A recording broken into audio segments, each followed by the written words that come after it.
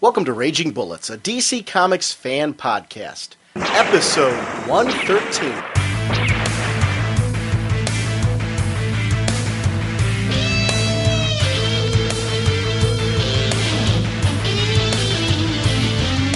Welcome to Raging Bullets. I am Sean Whalen, Dr. Noah from the CGS forums, and I'm joined as always by my co-host Jim.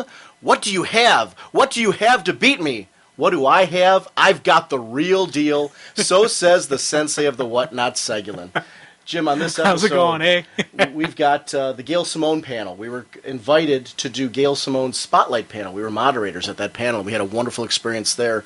I want to give a quick shout out to Ian Levinstein from the Comic Timing Podcast, who was in the audience and recorded from the audience the panel. So we have a recording of the panel that we're going to be sharing with you right now. Also, you'll notice on this episode, I attached to it a picture from Secret Six, which was revealed as an ongoing series both at the Spotlight panel and throughout the weekend at the various DC panels. So I have actually that image I attached to this episode, and it's up on our website. I've also seen it in places like Newsarama, so it's a public image. It's out there all over the place.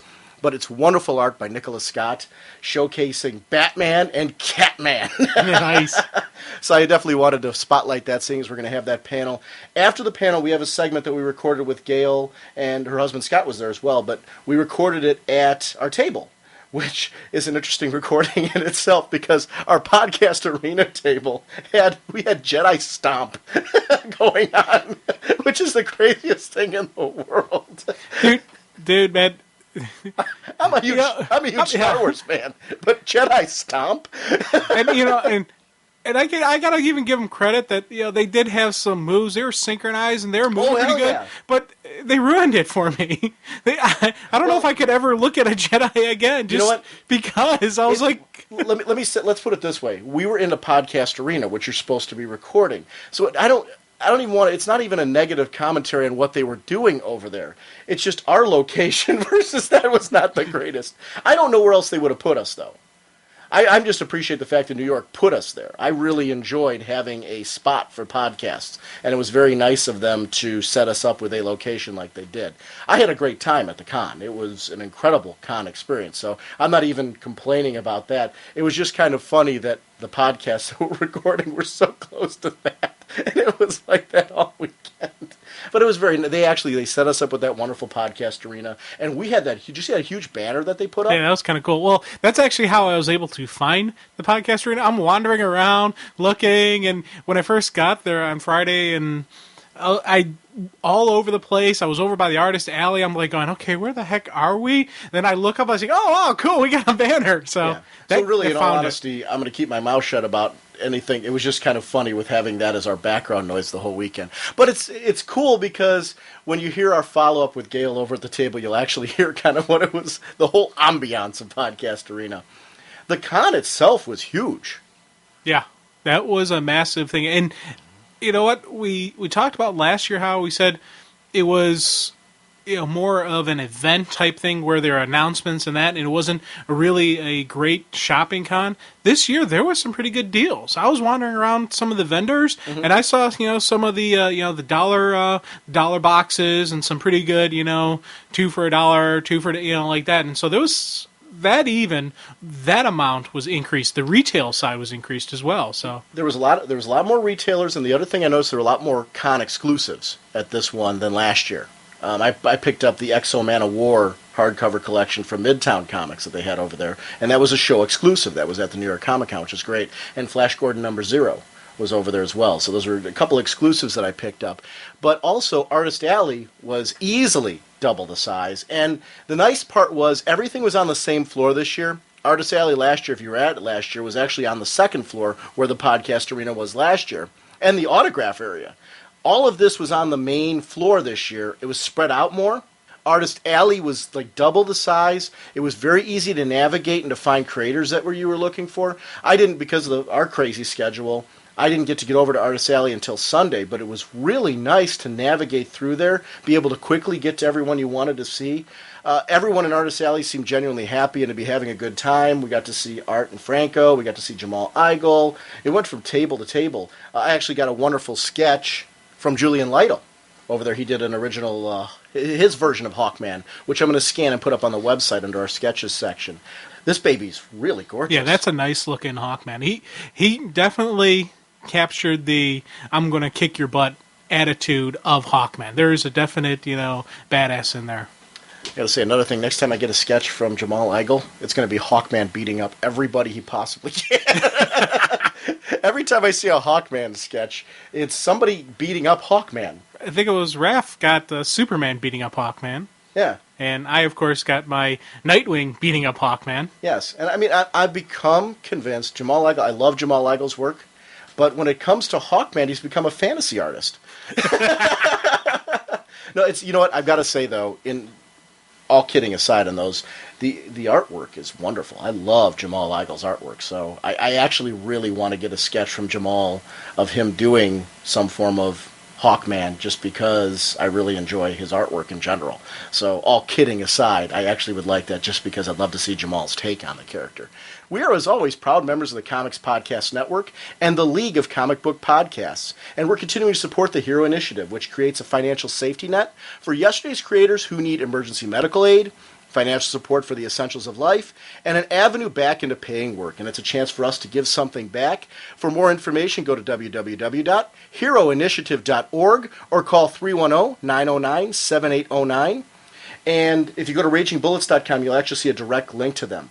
We made a donation, actually, at the con. Jen, you want to talk about? Yeah, we are we sold, and we still have a couple T-shirts left over. They're proud Bulleteer, Raging Bullets, fan podcast T-shirts, and we're going to have images of them on the website. And they're already on the forum, so you can actually check them out. But as of when this airs, if you go to RagingBullets.com, in the show notes for this one, I will have a picture of the shirt, so you can actually take a look and see what the shirt looks like. It was put together by Joseph Luciano, Legion Star from the forum, and he did this specifically to donate for us. So. Yeah, and it was a great thing, and we're selling them for $10 a piece. Mm-hmm. All the proceeds, 100% goes to the Hero Initiative. At the con, we were able to give them $50, and then even after the con, we had an additional $40 that we're going to donate shortly. So we got a total of $90 so far from the T-shirt sales. So check it out. If you guys want to pick them up, send either an email to ragingbullets.com or ragingbullets@gmail.com. ragingbullets@gmail.com, or send a PM to Dr. Norge over on the forums. Yeah, I have all the extra shirts, and there's a medium, large, extra large available. And if you send me a PM at Dr. Norge or ragingbullets@gmail.com, send me an email, I'll be happy to get you hooked up with a shirt. But those were all donated. He didn't take any money for those shirts. He made the shirts himself, completely donated them for free. All profits go to Hero Initiative. They're not going to us or to him in any way, shape, or form. I thought it was very cool that he did that. He got behind the Hero for the Holiday drive that the podcast network was doing and just said, hey, look, why don't we do this and have some fun with it? So it's already $90 that has gone towards the Hero Initiative from this. So if anybody wants to add to that, please contact me. So and at $10 a piece, they're very nice shirts. And they're nice shirts, too. Yeah. It's not like, whatever shirt. No, it's a good-looking shirt. Well, you and I each got one, and we wore ours out on the con floor. I really like it. So I paid for mine, you paid for yours, and we all donated to Hero Initiative. It's great. So thank you very much to Legion Star from the forums for putting that together, because he did that completely free just to be cool. So, and we're going to be doing a segment coming up with him after we get caught up, which is going to be in the next couple of weeks. After we get caught up with Countdown and with what's going on with Final Crisis and DC Zero, we're going to be doing a segment with him on Starman, Wicked Inclination, which was actually his introduction to Starman. Good time to talk about Starman, though, with the Omnibus is coming out. And Darth Kramer's got his Starman podcast as well, so it's a good time to talk about this in general. Our sponsor for this episode is DCBService.com and InStockTrades.com. At DCBService.com, on our forum, Jim, I don't know if you noticed, there was a thread started up about saving Brave and the Bold, because the numbers on Brave and the Bold haven't been that great, and it's a wonderful series. It's a great introduction to a lot of these characters. The hardcover, Volume 2, is actually on DCBS, collecting issues 7 to 12, and it's regularly $24.99. On DCBS, it's only $14.99, so you can't argue with that. It's a hardcover collecting 7 to 12 of the series. I know that the first hardcover is still available as well, so it's it's a great series. It's a great jump on. You get the whole set. Blue Beetle, which is another fan favorite, it was mentioned a lot at the DC panels as something that's developing a lot of fan reaction. Issue 28 is going to be out. That's 40% off. It's regularly $2.99, only $1.79. I can't recommend this book enough. I really like Jaime. He's such a wonderful character, and the whole suit of armor and the whole... You know what it is? It's not just him as a character. It's his supporting cast, his group of friends, and Ladama, and everything that's going on in that book.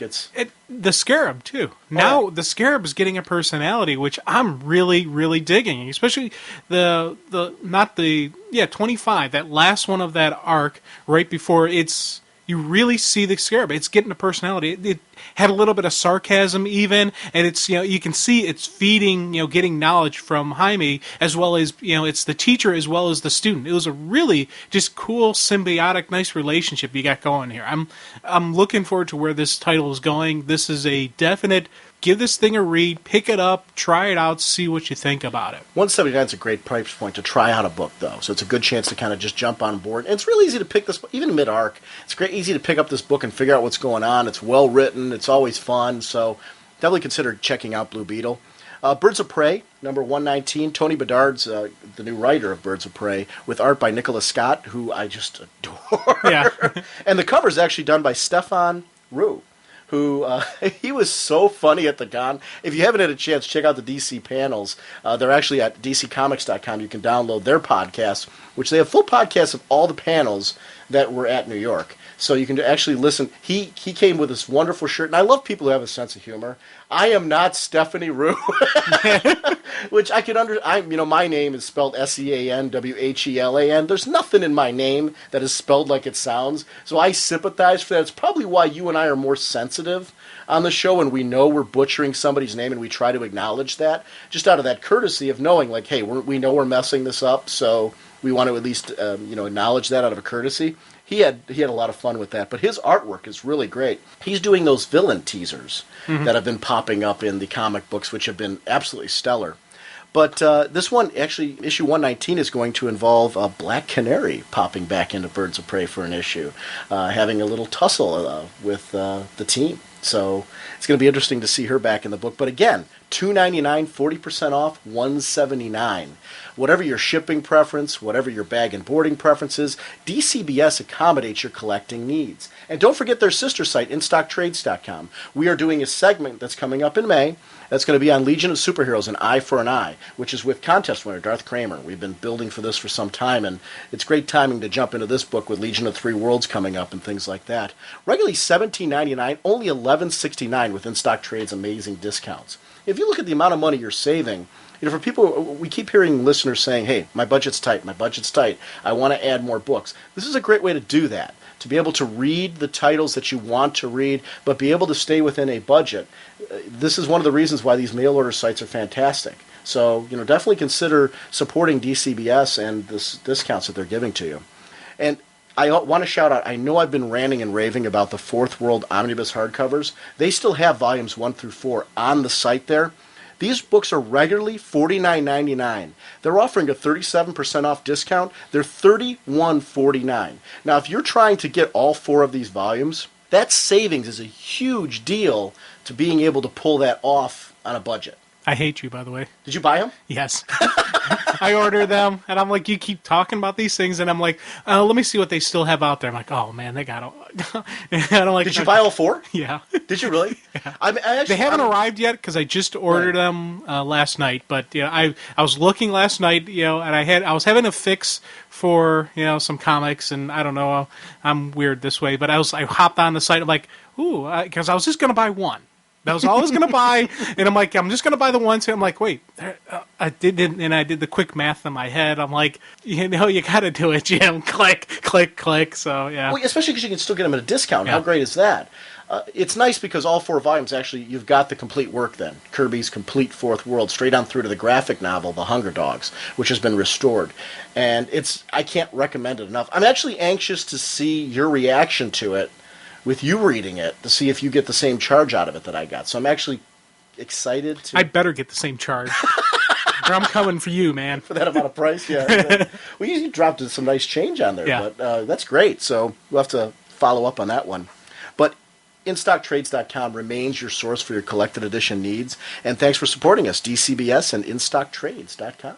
Anything you do, let people know about us, like Podcast Alley, Pop Current, and iTunes reviews, we really appreciate. I know you guys clicking on those sites and doing reviews and voting for us and things like that. It takes a little bit of your time to do it, but that little time that you're giving to us lets new people know about us. Another suggestion I have people out there, please, if you've got friends who don't know about podcasts, not just comic podcasts, what podcasts are in general, try to get the word out about podcasts. That's another great thing you can do for comics podcasts, for podcasts in general. I'm amazed at the amount of people at this day and age that don't know what podcasting is. So if you can get the word out about telling people that they're free to download from iTunes, they're free to download from a variety of different programs, podcasts are out there. That's a great way you can help all of us by just helping us to get a new audience. You letting one person know about podcasts that has never listened to them before is just helping the community and helping all of us get our listener bases up, which is what we all want from this. Visit RagingBullets.com to check out show news updates, listener-generated content, DC release dates, which I update weekly, and much, much more. So, and there is items added to the site every week, like Where's Whatnot Nows? Yeah. Did you see the new one with the Powerpuff Girls? There is I one. missed that one. Hold on. Oh, gosh. Jim is a Powerpuff Girl. It's quite interesting. So there's quite a few up there. And Ian did one of you as Hacksaw Jim Segulin. So, so there's some interesting Where's Whatnot Nows up there. And there's parodies such as Funny Bullets and things like that. It's listener content. If there's ever anything you want to put on the site, we welcome your content. We consider that to be an interactive site where you have a chance to kind of geek out and share something for the show. Send me an email at ragingbullets@gmail.com, and I'd love to add anything. And we also have a nice little thing we're doing, our Top Bullets segment, where we're giving you guys the chance to list what your top 5 titles is. Give you a little chance to maybe say a little something about what you're reading, what you're liking about it. You send an email to senseiofwhatnot@gmail.com. Even if it's just a simple list, bam, this is what I'm liking, send it out to me. If you want to say something about it, I'll compile up what we're getting, and we'll throw in our 2 cents into it. The next one we're going to do is... Episode 115. Episode 115. So not next week. Next week's going to be a big Countdown catch-up because we want to get Countdown finished in time for DC Zero and Final Crisis. We want to do those kind of back-to-back. So we're going to do all Countdown next week. Finish up whatever Countdown on 115, DC Zero, Final Crisis, and Top Bullets on that episode. So 115, we're going to let's get Top Bullets going. Our top 5 best of the best. And I have been getting a lot of submissions, so thank you very much to everyone who submitted. But keep sending them out there. And I tell you, even... I get a couple who are saying, oh, well, here's what I'm reading, and they just throw out the numbers. I'm like, thanks. I'd like to see just what you're reading, because, one, there's a lot of times when I'll get people who are saying, like, this is my top, this is my top, this is my top, and I'll have, like, 3 different titles that have where they're saying this is their top. Then I get some other comments in from people saying, where they just throw out, this is my hierarchy, this is what I'm reading. And that gives me an understanding of more people, what you're reading, what you're liking. So that helps, correlate an actual top of the top list from the listeners. Yeah, and if you're only reading 3 titles, those are your top 3. Go ahead and send them in. Tell us why you're reading those books. Why do you keep coming back? That's part of the point of this whole thing. Jim and I are going to geek out about it, but part of my joy from the segment is maybe hearing a different take on some titles that we don't get to talk about so often. And maybe you like something in a way that we don't. And it's a great chance for our listener base, who's very diverse, to have a chance to hear just a variety of different titles out there. So I love that segment. I'm glad we're getting it back in. That'll be episode 115. So not next week, it'll be the week after. And once again, it's senseiofwhatnot@gmail.com. What kind of podcasts are we, Jim? Well, we are a spoiler podcast. We go in depth into plot lines, story twists, and whatnot of the comics we are reviewing. Oh God, I just stumbled. Oh, sorry. What kind of podcast are we, Jim? We are a spoiler podcast. We go in depth into plot lines, story twists, and whatnot. Oh, I got the giggles here. Okay, here's just the thing. I had a funny spoiler thing that I was going to do. Uh-huh. And I promptly... this is totally working right now. Yeah, I know, but I promptly forgot it at home. So I still have part of it going through my head while I'm trying to do the normal one. I love this one. You probably forgot it at home, or you definitely forgot it at home? No, I promptly, I said. Oh, you promptly forgot it at home? Yeah. Really? Yeah, so How are you on time for getting something? I don't know, because it would have made... I just question the word choice. To be honest, it would have been a funny thing, because it would have fit this episode well, and I was like, wow, this is a good one, and I'm looking at my notes going, oh, crap, I forgot it. And it's a Shaggy Dog story. Yes. It's a story that kind of like keeps on going and going and has no point to it. But we are a spoiler podcast. We go in depth in a plot line, story twist of the comics we're reviewing. So if we're going over something you haven't read, you may want to come back later so you can better enjoy the show. On this episode, as I mentioned, we have the Gail Simone panel, which we're going to be jumping into in a second. We have a follow-up that we did with Gail Simone at the con, on the con floor. Besides that, we are going to be taking a look at the last issue of the Action Comics, which is 863, the end of the Legion of the Superheroes arc. It's something that I wasn't going to put in time-wise because we're trying to get caught up with Countdown, but I'm like, this is a very big story. They were announcing at the con. This is kicking off the next 2.5 years of storytelling. So I figured let's geek out and enjoy this one and talk about why this arc was so great, especially with the fact that maybe if you didn't read this story, give you a chance to say, hey, maybe I should pick up the hardcover. Going to be a spoiler-filled discussion on that particular issue. We are going to be also talking about, from our New Frontier discussion, the New Frontier special, number 1, which we definitely want to geek out about. Our closing reel, please, when the show ends, we're going to do our typical closing with our ads and everything like that. But during the closing music, it's all going to be listeners this time around. I'm going to be throwing out on the show floor. I had the opportunity to talk to a bunch of listeners where they're geeking out about their favorite titles, books that they're reading right now, things like that. It's a great chance to get some listener content on the show. I know with all the comic content we've been doing lately, we haven't had an opportunity to get as much of the rants and things from listeners on there. So we've got some live rants from listeners that we're going to be enjoying on there. I'm going to throw some on this episode, some on next week's episode. We're going to just keep going with these listener rants until we get through all of them. But I really enjoyed talking to people from the con who are listeners of our show. That was one of the highlights for me. If I didn't get to record you, I apologize. It was partway through Saturday I realized we've got to start doing some of this. And we started recording people, and I really am glad that we had the opportunity to do that. Thank you for anybody that stopped by the table, even if it was only for 5 seconds just to say hello. It was really nice to see all that. I'm actually amazed when we get listeners who say, I was intimidated to come up and talk to you guys.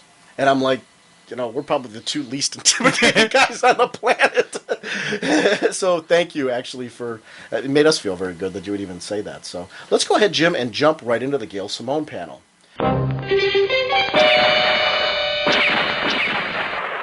As I mentioned at the beginning, Jim, the Gail Simone panel was something I didn't realize we were going to be able to record. It was 7 to 8 o'clock. It was on Saturday night. We were the last panel.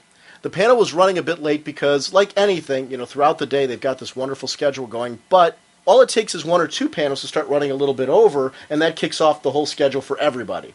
So because you're the last one, obviously you're going to start a little bit late. As we were walking up, we had a definite game plan. We were going to go chronologically through Gail Simone's career.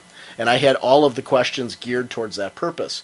But as we were walking up the line, there were so many people who were talking about questions that they wanted to ask Gail that when we got in there and we were talking to Gail, I said, you know what, especially because it's so late, I said, do you want to kind of scrap that and I'll throw in questions and you'll throw in questions, Jim, that kind of interject in between. And Gail was kind enough to trust us and go with us on that. I thought we had a wonderful panel. I really had a fun time. We got a chance to get a lot of audience questions mixed in with our questions. I tried to interject questions that talked about various points of her career. So we were spotlighting her career while at the same time interactively enjoying her career with the audience. And I really had fun. It was an interesting experience for me, and I don't know how it was for you. Obviously, when we do our show, it's all about us talking and doing all that. We have guests on our show. It's all about that as well. At the panel, it was interesting to have to step back. It was all about facilitating her being able to share her career. And after the first 5 minutes, that was when I think things started to click and really started to get going, and I really got a feel for that. How did you feel? Dude, I tell you, I said this a couple times, and I was absolutely terrified.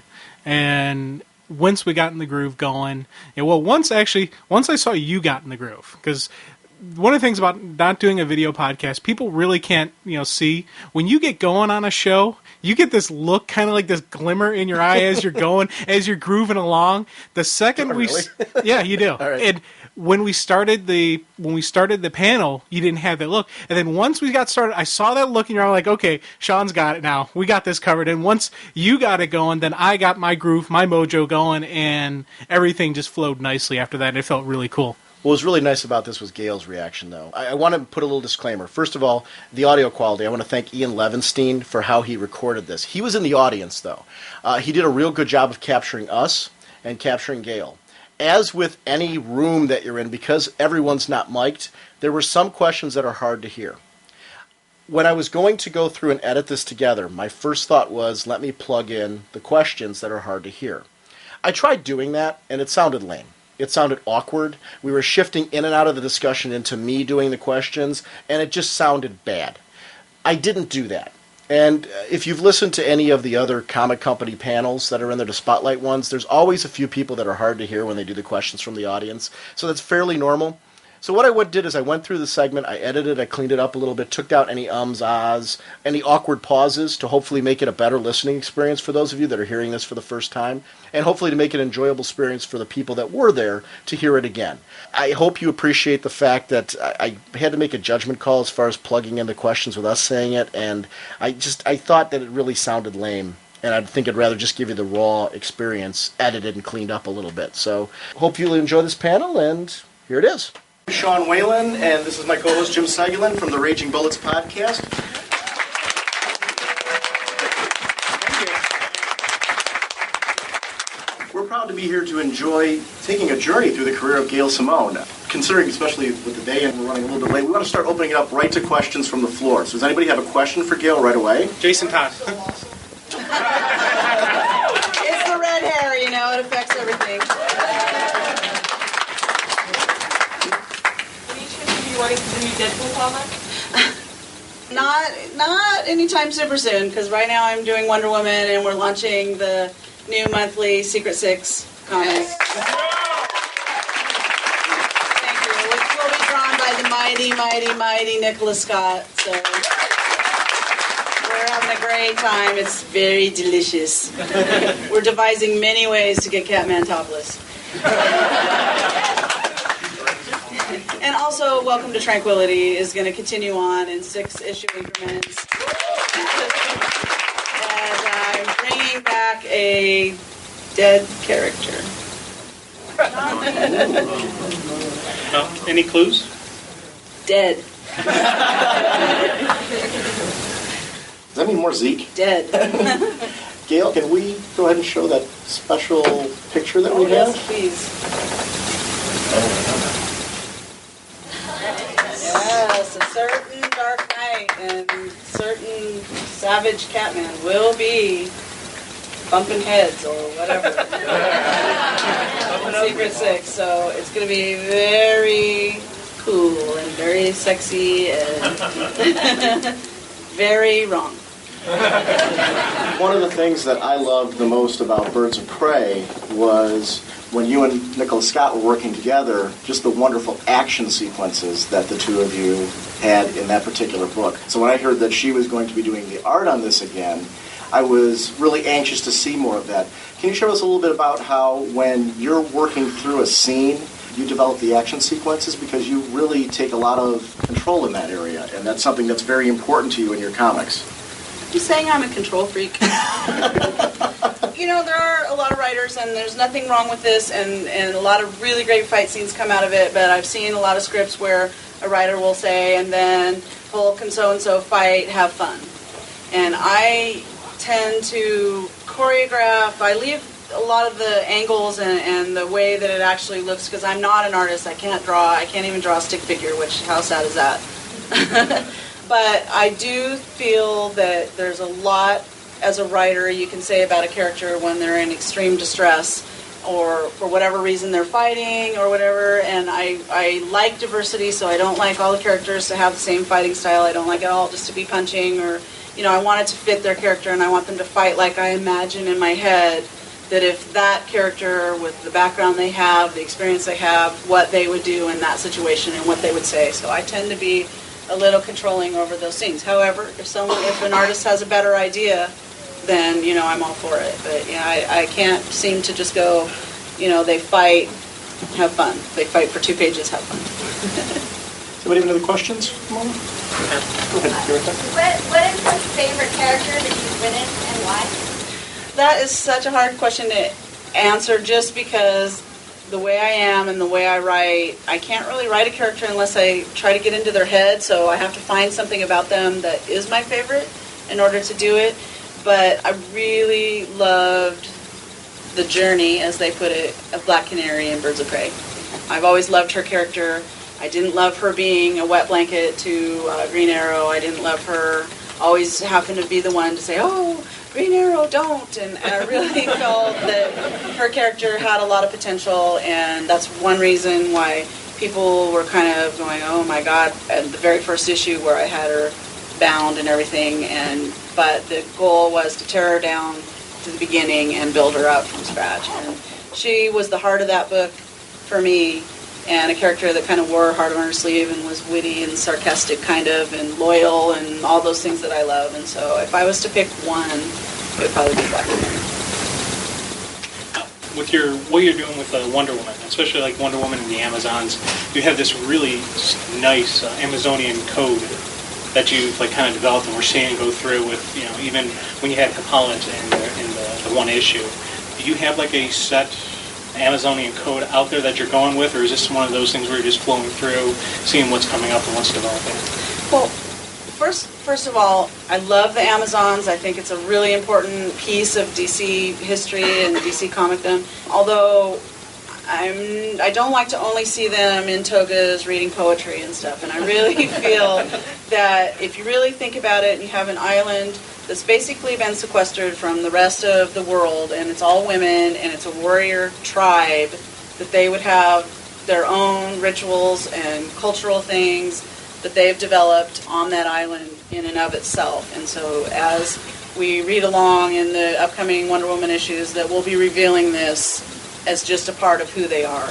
And it'll be some things that maybe it's been touched on before and some that haven't. The whole purpose of the circle and the whole only one baby for the whole island thing was, you know, I don't think that an entire island of humans, let alone women, would necessarily all be of the same mind all the time. And I wanted to show what kind of conflict this would cause, get a little more into I just wanted to make it a little more primal, to be honest. I really felt that the Amazons kind of needed that as a basis to bring more stories for us. So. Front there. First of all, Gail, I want to thank you very much for doing what you're doing with Wonder Woman. Somebody needed to do it. I was really hoping you would be able to do it. Basically, everything that you just explained with the Amazon. And I felt really good about your run when I saw a panel where Diana says, I give you my promise as an Amazon. And you remembered the Amazon salute, so thank you so much. Can you please convince DC to add another Wonder Woman title? I want to try, that's okay. I do think DC is definitely looking at that. I think that they do see that is an important part of the whole DC universe, and I wouldn't be surprised at all if you guys see more coming up with that. There's some new things springing out of the new upcoming huge storyline that I'm doing in Wonder Woman that will create a lot more characters for the DCU that are very interesting and different from what you've seen before, and I'm just really excited about it, actually. It's going to kind of open up a whole new world, basically. But I want to say, you guys, thank you for coming. The support for Wonder Woman in particular and everything at this convention has been just amazing. And I really appreciate that you're here this late. And I'm sure you all have con brain like I do and buzzing ears and stuff. So thank you for reading comics and supporting them and being here.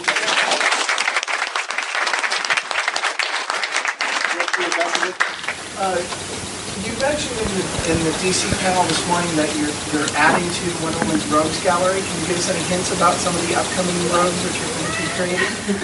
I don't want to give too much because, you know, I really am into people having the story themselves and discovering it themselves and bringing to it what they want. But basically, there's going to be a group of scientists, worldwide scientists, who believe they found the mathematical equation to bring down Wonder Woman.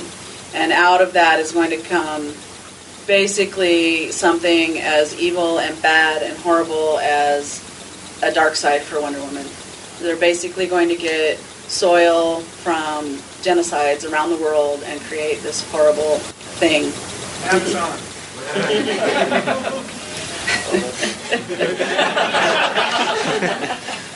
Looking at your early work, such as Killer Princesses, Gus Beezer, Agent X, I'm thinking of the True Tales of the Shampoo Bowl, very personal story there. What did you learn from your early work that is helping you today?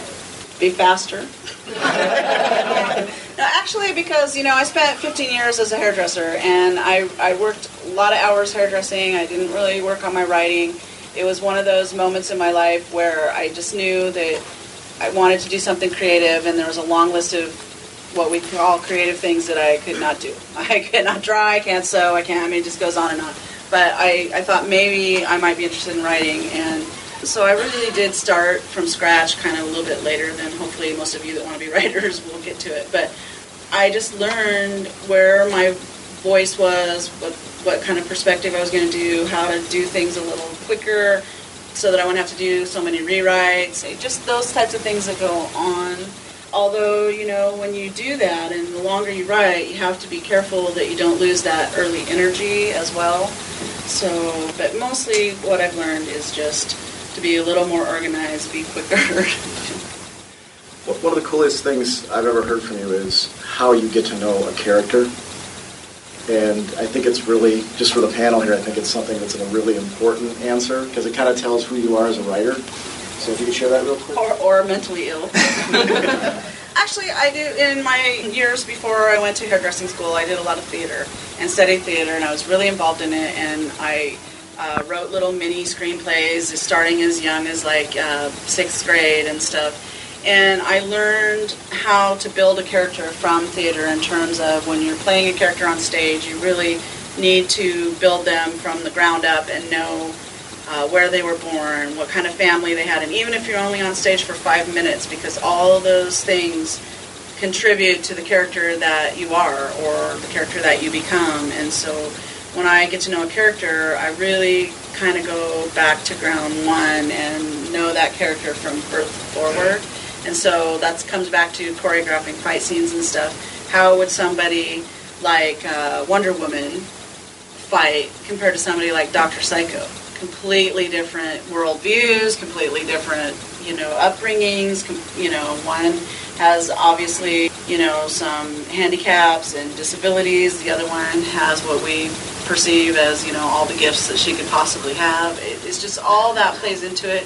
And that's how you do a character that's more three-dimensional and it's not just the surface, and how you figure out this character would talk in this speech pattern and use these kind of words, and this character is from, the Deep South or the North or England or outer space or whatever, and it all plays into it. And these are things that you have to, if you're going to write a good character, you have to think about, and that's where most of my time writing is spent and is still spent, is in the very beginning of how is this character going to come to life, and how am I going to get this character to where the reader can get involved in their life and what's going on with them. That is what takes me the most time. Gail, you put out a very nice message talking about how you contacted some of the past writers with Wonder Woman whenever you have a question, and how you have a lot of reverence for their work on the character. What's the balancing act like of trying to be a steward of the character, but also putting your stamp and identity moving forward, and something that fans can look back and identify your run on that character? Well, I think approaching a character like Wonder Woman as opposed to a character that I've created from the beginning, like Black Alice or Misfit or all the characters in Welcome to Tranquility, is there is a 60-plus history for Wonder Woman. And I respect that, and the fact that she's been around for that long and that so many people love her and know her. I don't feel that there's any reason to undo what's been done in her history. There were reasons they were done before, and I do have storylines that were my favorites and treatments that I didn't like as much, but that is part of her history, and I'm not a big fan of coming in and wiping out everything and starting from scratch on a character like Wonder Woman. And I knew that from the beginning, and so that's where a lot of time, I think I spent probably a good 7 months thinking about Wonder Woman before I ever really wrote much for her book. So once we got to that first issue and sitting down and writing it, I had a very clear vision of where I thought her character should go and what we needed to do for today and honor the past at the same time. So that's why I'm not undoing any of her creation, but I'm just adding to the lore of it.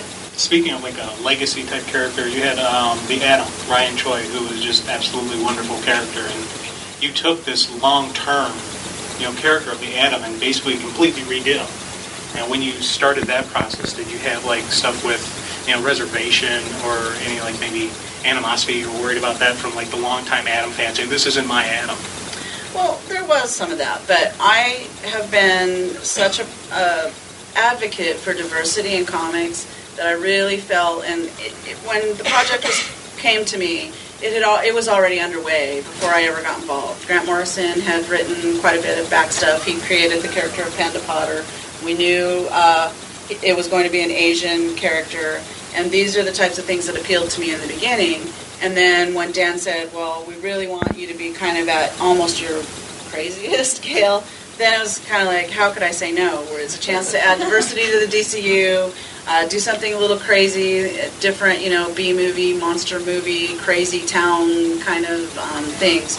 And I really enjoyed that character, and I really liked writing him. And I've been to China, and I was really excited to be able to be involved in creating a character that had a background like that.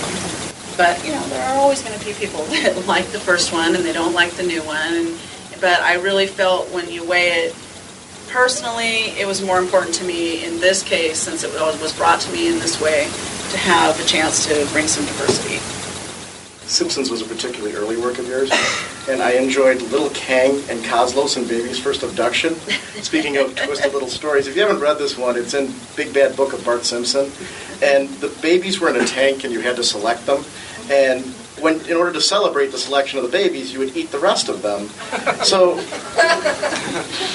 then the babies, for a reward, got to abduct Burns' teddy bear, and it was all wrapped up in this nice little heartfelt dedication to the teddy bear. Like, one of the things I've always enjoyed about your work when we were talking about All New Adam was the interjection of humor. A lot of pop culture references, Happy Days, things like that throughout your work. How do you gauge how much humor to put into a story and keep it from being too much and losing the point of the issue? Because you do a great job of balancing and pacing through the drama. And how do you do that? Do you look back at your scripts and to cut things out? How does that... Usually when I cut stuff like that, it's before I put it in, because I'm like, oh God, that would be so funny, but oh man, people would, that's just too much in the middle of this murder,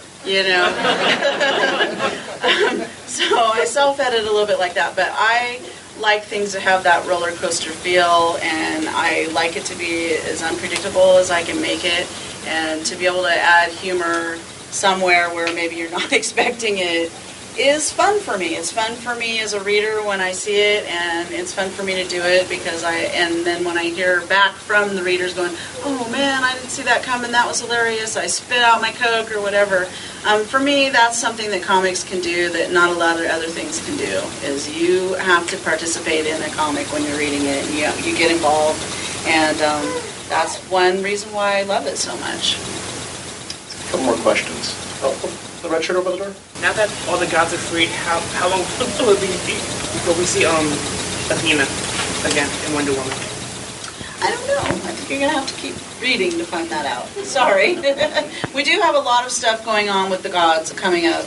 It's going to be handled a little bit differently than it's been done in the past. It's not going to be completely bogged down by mythology and all that, but the gods are a part of Wonder Woman's core concept, and so they're going to be there, and Athena does not have a really favorable reaction to the fact that Diana pledged herself to another god, to Kanye, the Polynesian god.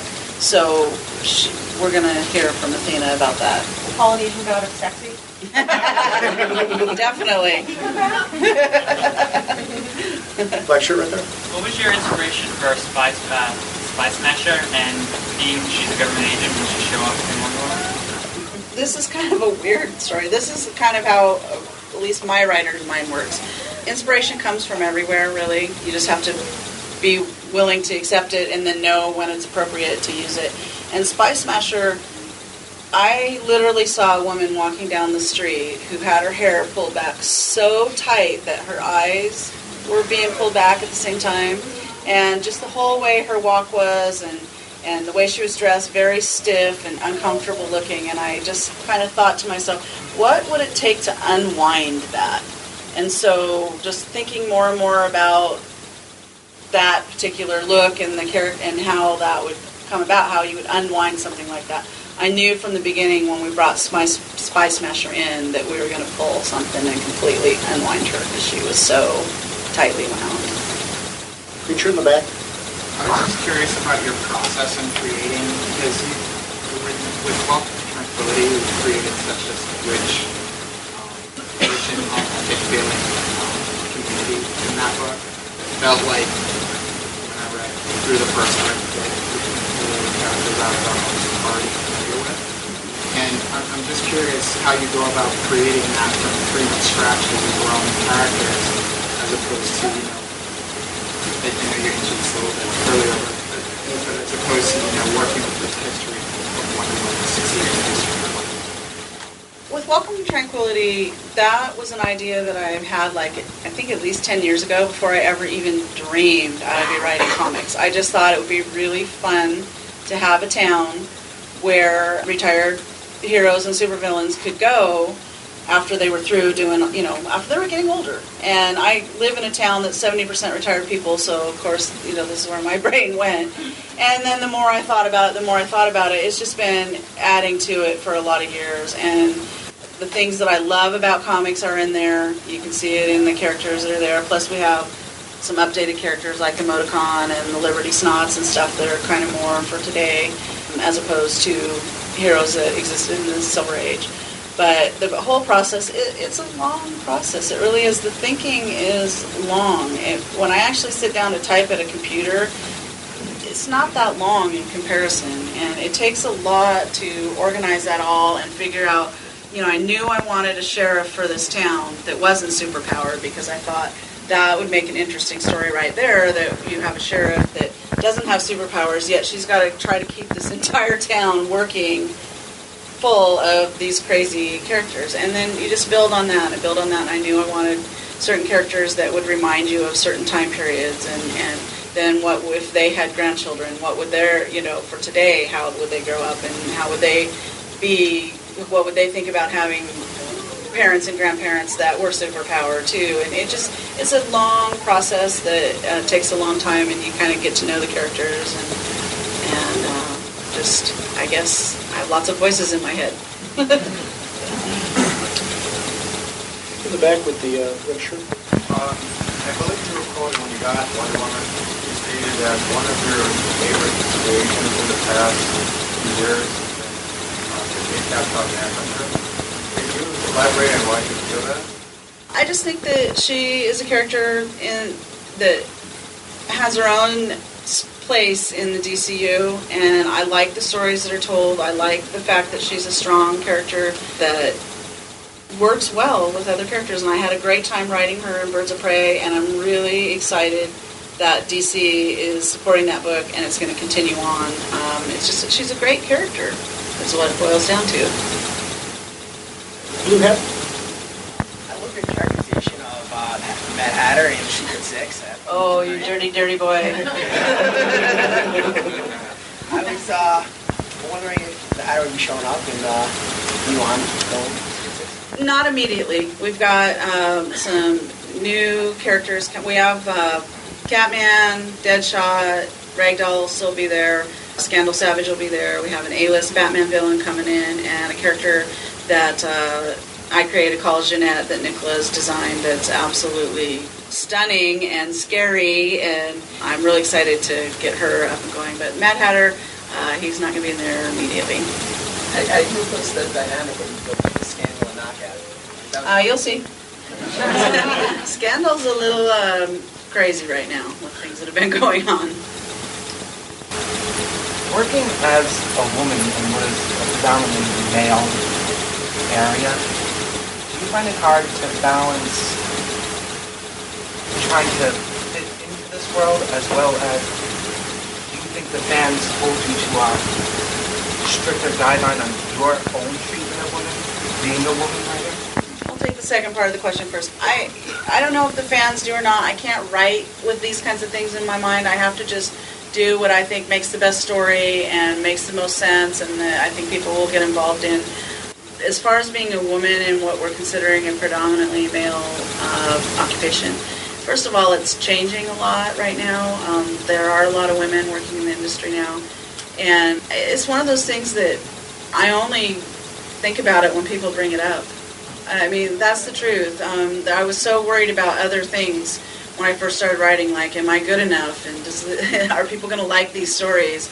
That I really didn't worry about the fact that I was a woman. It's only when people bring it up. And I encourage all of you, if you are creative and want to go into any type of creative career, that don't let whatever you are enter into it in a bad way.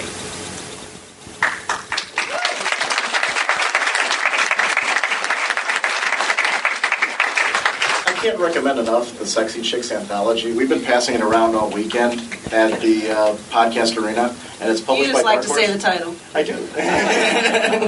It sounds great. But it's all, basically, the art, everything, lettering is all done by female comic creators, writing, everything. It's wonderful. Gail has a wonderful story in there. This is going to be a dumb question. Is that really a true story? Actually, people ask that question a lot, really. For those of you who have read it, like I said earlier, I was a hairdresser for quite a few years. It's a true story in that it's several stories put together. We had to condense down something that I thought would be meaningful in a very short story. So all of those things happened, but they might not have happened with the same client. But in hairdressing, especially when you do it for that block of time in a small town like I live in, you go through a lot with people. You go through birth, death, divorce, illness, all kinds of things. And people are very personal about their hair. And I got to know people in a very personal way. And that every bit of it is really pretty true. It's a very moving story, and I can't recommend that enough if you missed that one. So definitely check it out. Let's get a couple more questions. All the way in the back there with the lecture. Can you talk about the male one? I can't really talk about it too much because I don't want to spoil the storyline because I want it all to be revealed where it's going to make sense and everything. But yeah, we do have a new Wonder Woman and it's a man. What does that mean? Right here in the... Earlier you spoke of showing more of Amazon's culture. In Greek mythology, Amazons would cut off their right breast so they could better use the bow and arrow. Is it? It's actually not true, no. No, it's not true? No. Okay. I was just going to ask, are we going to see an island full of one-breasted women? Not if I can help it. Actually, wait, because we've already started seeing some cultural stuff, like with the dating ritual.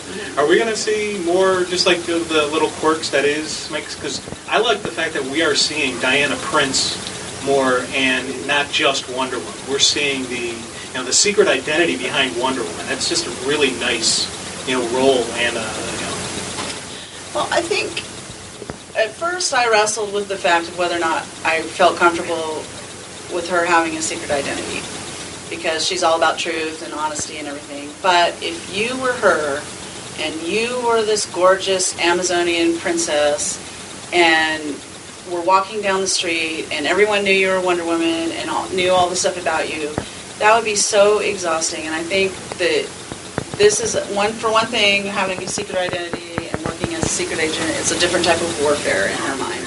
Plus, it gives her a chance to not be in the spotlight like she is with Wonder Woman, and it gives us a chance to explore her exploring humanity, because she, after all, was raised on an island of women, and she's out in the world now and being exposed to all these things that she's never been exposed to, and this is a chance for her to really get to know all that without being Wonder Woman. In the back with the hat. Will we see more talking apes? You guys are going to see so much crazy stuff, you're not going to know what to do with it. Right over there with the brown hat on. Yeah, well, one of the things I think that's great about you is that you're accessible. You blog, participate in messaging forums, you podcast. How important do you think that is, especially as you try and get new readers that aren't folks like me? And do you think the industry is doing enough of that to really get the next generation of readers? What I think is so great about right now, and I think you guys can all see that this industry is growing, because there for a while there was a question of, is manga going to completely squash out regular comics and all this type of stuff? the internet has really leveled the playing field. That's why we're getting finally more diversity in comics, diversity of creators. There's more ways to break into the industry. There's more ways to see the comic format than there's ever been. And having so much buzz with people doing blogs and commentaries and reviews and all that on the internet is helping. I mean, a lot of people complain about it too. There's all this negativity and all that, but I don't look at it that way. I think there's more good coming out of it than there is negative. And I started on the internet, and I think that for communication and freedom of speech and creativity and all that, I think it has been a massive, great contribution to the industry as a whole. And that's why I do it. Your first notice came from Women in Refrigerators and You'll All Be Sorry. Mm-hmm. And out of that spun your wonderful forum community. Can you tell everyone a little bit about your forum community and where they can find it? I think that would be great. I just think for anybody here maybe who hasn't used the internet to contact with creators before, that would be great. Yeah, well, at comicbookresources.com, there's a You'll All Be Sorry message board there, and you guys are welcome to come there anytime. And we talk about comics, and we joke around, and we do lots of things on there. And for someone like me, and I don't know if you guys are all from New York City or what, but I'm from a small town. I didn't know that many people who read comics, and that's how, when the internet first was starting to catch on and everything, that's how I talked to people about comics. I did that for a long time before I ever started doing little parody columns and stuff, and I think that it brings us as a comics community closer together as well, particularly if you're too far away from a comic store and all those types of things. So you guys are welcome to come anytime. Mark Waid wrote some wonderful compliments about you in Killer Princesses in the beginning. And that was how you developed your relationship with Mark Waid, correct? Through networking? Or? Well, I think that it was message boards in the beginning, yeah. It happened well before Killer Princesses. And we just kind of talked back and forth and joked around. And he's actually responsible for circulating some of those early yabs that probably shouldn't have been circulated.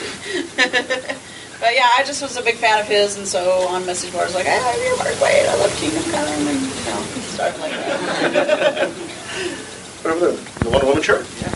How would you feel if DC and or Warner Brothers came to you? I don't know if anybody else has that, because they came to you and say, we want a script for a Wonder Woman movie, because it's way long. It really is just, especially reading your, now the way that you're writing it, I really feel that there is absolutely no female superhero movie out there, and she is it. Well, Wonder Woman is, we have to remember this, that without Wonder Woman, I really don't think there would be a Xena. I don't think there would be Buffy. I don't think there would be Alias. I mean, all these really strong female characters that we have now. And there's a huge difference between my generation of growing up and my son's generation. He just doesn't even think anything about it. That there's, I mean, that's just like normal to him, that we have these strong female characters in film and books and television and stuff. I would be completely honored if that happened. I don't see that it's going to happen, but and I would be scared at the same time, because that would be... You did a wonderful run with John Byrne on Action Comics. Can you tell us a little bit about what it was like to work on Superman? Such a huge icon like Superman. Well, it was fabulous. Once I really figured out what it was I liked about Superman so much. I was scared. I hadn't really been in the industry all that long. I never thought that I'd be writing Superman, let alone be writing it with an artist as revered as John Byrne. So, but then you push all that out of your way, and you got to find what you like about the character and what kind of stories you think that would serve that character best. And I just thought that the core concept of Superman, because it gets in your head when you hear so many other writers say he's too powerful, you can't tell interesting stories because he has too many powers, he's too strong, you got to depower him, I just completely don't agree with that. I threw all that out of my head and realized, it was almost like one of those moments where I realized the core concept of Superman is brilliant. He is the last surviving person of an alien race who landed on Earth, was adopted by farmers, so he was raised on a farm, which is very American. He went off to the big city to become a newspaper reporter, which is also very American with our freedom of the press and all of those kinds of things.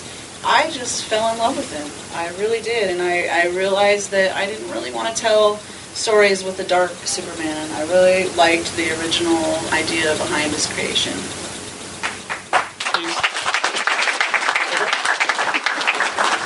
Yeah, I loved Birds of Prey and the dynamic of the characters and how they spoke to one another because it was so realistic from my point of view on how women would speak to one another, either in pressure situations or just as friends, out to dinner, etc. Thank you.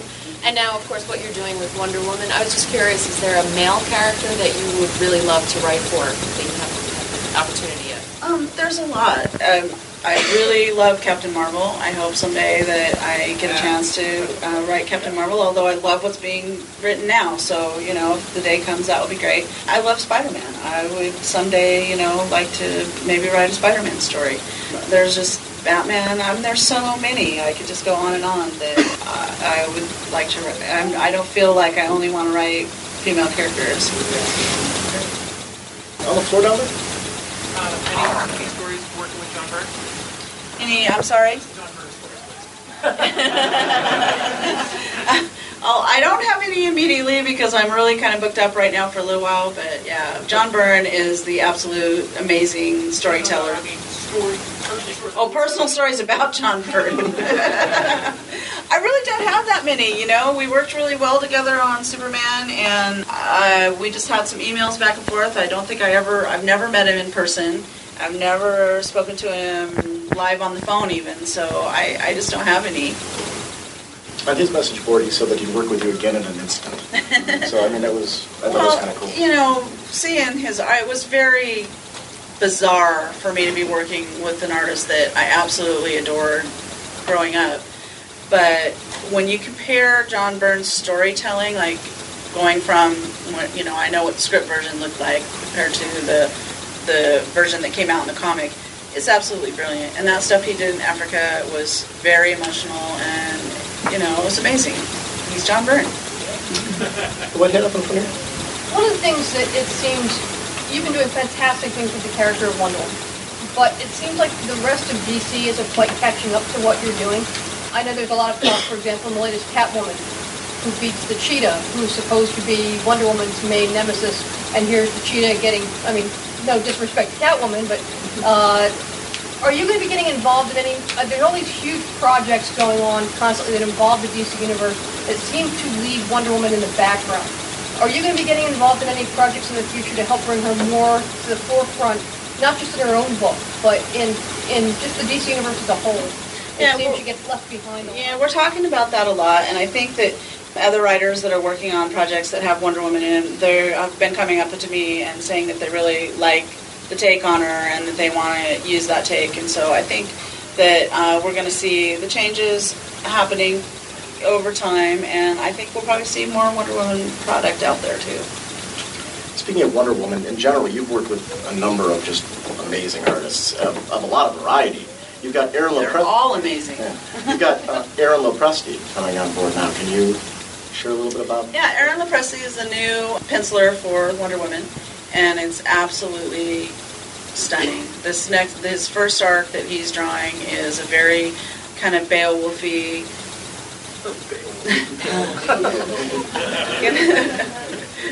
I'm tired. I can make up words. I'm a writer.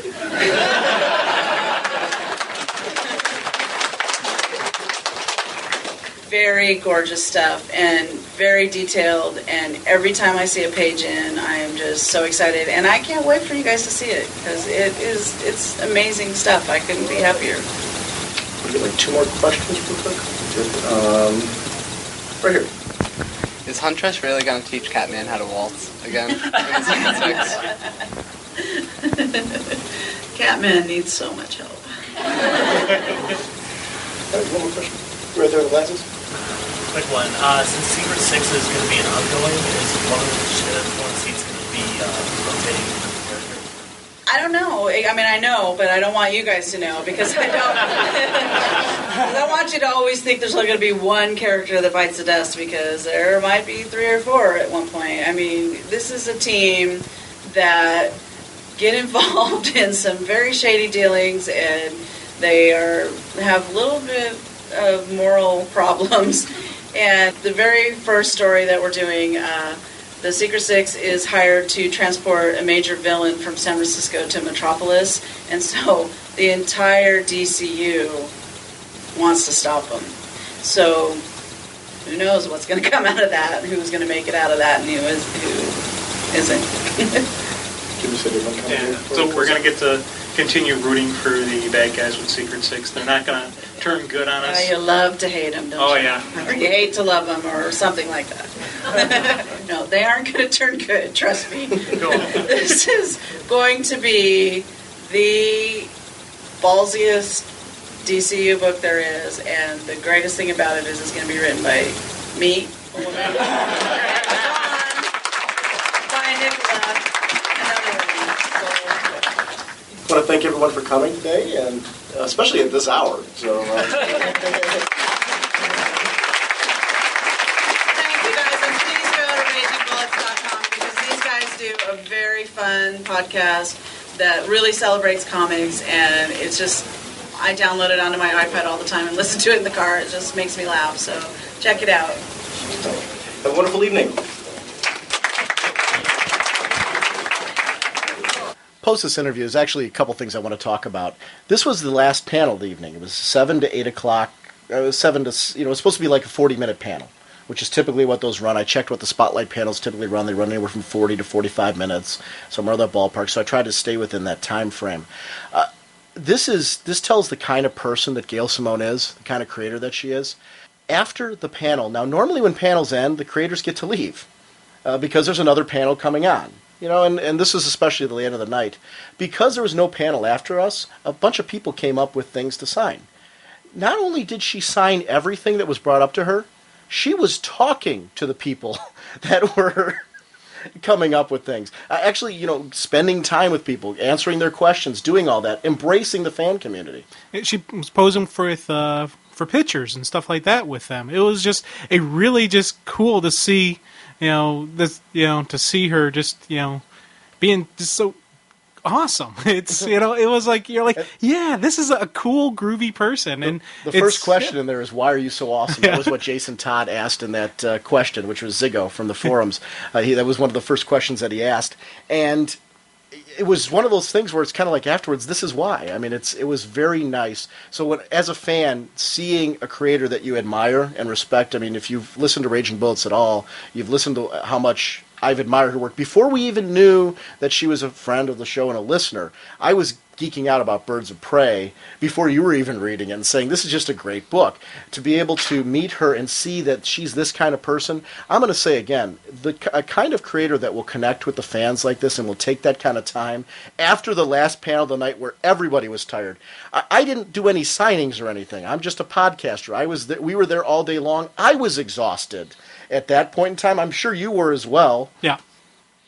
So I just want to say kudos to her for doing that. It was, she was incredibly generous. Her husband Scott was incredibly generous. It was a very fun con because you got that vibe. Fans of Secret Six, if you haven't seen the picture yet, it is on this episode. It's our picture that we're using for the MP3 file. It's also on RagingBullets.com. Go check that out. Nicholas Scott rocks. Yes. I mean, that looks really, really cool. So you're going to want to check and see a little teaser for what you're in for with Secret Six, which is going to be a very fun book, and more tranquility, which I'm really excited about. What's coming up next is we have a follow-up discussion that we did with her, and we were going to do a full-blown interview, but when Ian let us know that he actually had the panel, I figured this would be far more interesting, maybe for people who don't listen to our show, or for people in general who wanted to hear Gail's panel. We're like, let's put that out there for people to be able to listen. So one more time, Ian Levinstein from Comic Timing, thank you very much for recording that, because it's nice to be able to have a recording of that panel on some level. So we had kind of a casual discussion afterwards. One of the books that I'm going to shout out on that discussion is the Sexy Chicks anthology from Dark Horse. This is well worth seeking out. It's a wonderful read. I love anthologies. It's all female creators. Amanda Connor, for example, who's going to be on the new Power Girl book, is one of the creators featured in here besides Gail Simone's story that's in there. It's a great anthology. Gail's right. I do like saying Sexy Chicks. It's a cool name for an anthology, but it is a book that I can't recommend enough. I know it's not a DC title, but I'm going to divert a little bit and just say how great it is. I also had a very cool thing this week. The day after we got home from the con, we had a Scholastic School book fair going. At the book fair, there was a lot more comic presence in trade paperbacks this time around. One of them was a Simpsons trade paperback, whose work was featured in there, none other than Gail Simone in the kickoff story. So I sent her a little email. I just said, don't need to respond to this, but I just wanted to tell you I had a little geek out moment in the sense that we just had done the Spotlight panel with you over the weekend, and I got to actually purchase some of your work for my classroom at the con. So I grabbed that. There was some Diary of a Wimpy Kid, which is more of a cartoon-style book for the kids as well. There was also the Bone Books, which they're continuing that series from Scholastic, and Marvel Adventures. So I want to see, though, Tiny Titans. That's the book big that time. I want to see there.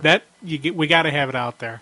And even the Super Friends one, I think that would fit really well. Nice trade, solid, But we're getting a little diverted, so let's go ahead. This is our follow-up interview with Gail Simone. It's a little short because at this point when she sat down at the table, I said, you know what, we already got this panel that we're going to be putting on our show, so let's just do a little follow-up to that. This is a lot more personal, a lot more us geeking out and kind of enjoying her work, which is nice. I wanted to stay away from this at the panel because it wasn't an appropriate time for these discussions, but now it is. So here it is, and enjoy the ambiance of Jedi Stomp in the background.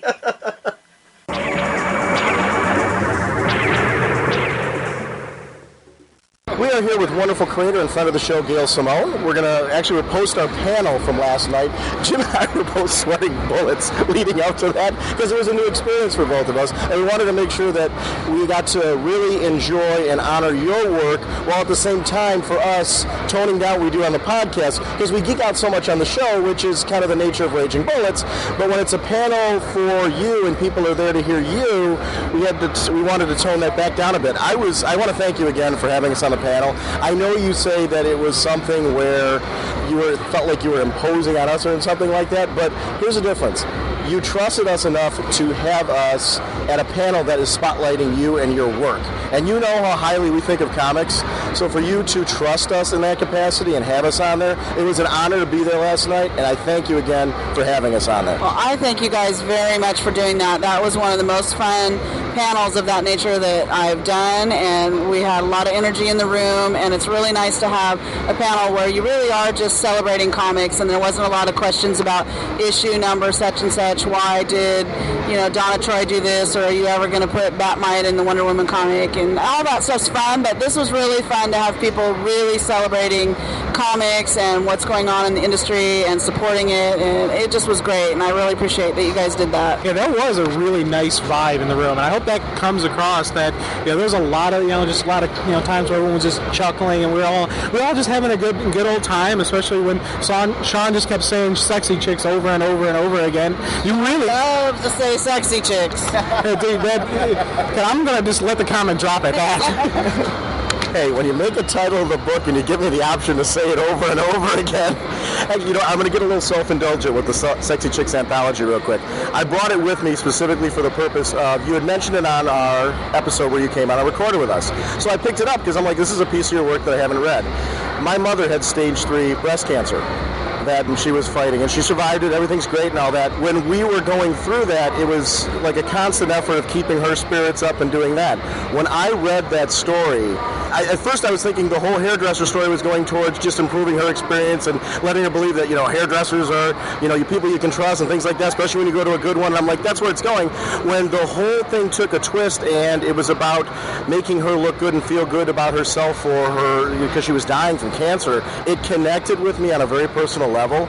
It was a wonderfully moving story. I didn't want to share this last night because, again, it wasn't something appropriate for a panel. Now that you're here, I want to thank you so much for that story because it really got me in the heart, and it was a very wonderful story. So thank you for that. I was really glad to have the opportunity to write that story for the Sexy Chicks Anthology because as a hairdresser, we actually do deal with people with cancer a lot because they have to go through the whole process many times of losing their hair and how traumatic that is for people. And then also as in the Sexy Chick story where a client did literally come in and say that it was their last haircut and to please make it look good because they knew they weren't going to live long enough to have another one. And so it is very personal and very much what a hairdresser deals with on a daily basis, really. We were talking about Simpsons, talking about going in a completely different direction. I had a question I was thinking about. Is it hard to bring an animated series where there's voice, and you know that you can hear voice inflection and in the humor, to the written page, and because you've got to think about how am I going to bring that same kind of humorous feel into that. I really enjoyed, in the Big Bad Book of Bart Simpson, I got to read a lot of your short Simpson stories in there, and they were a lot of fun, and they had the same tone and feel of the show. How do you approach that, knowing that you're not going to have the voices or the actors to play off of in your scripts? Well, when writing a story like that, you just, first of all, I've been a fan of The Simpsons since they started on the Tracy Ullman Show, so absolutely forever. And to be able to write Simpson stories was just so exciting and so fun for me that I almost just had such a great time that I barely had time to think about that. I mean, I did because I knew that we wanted those characters to come across like the show, and it is kind of daunting a little bit thinking, oh my gosh, I'm writing something that the show is so brilliant and everybody knows it.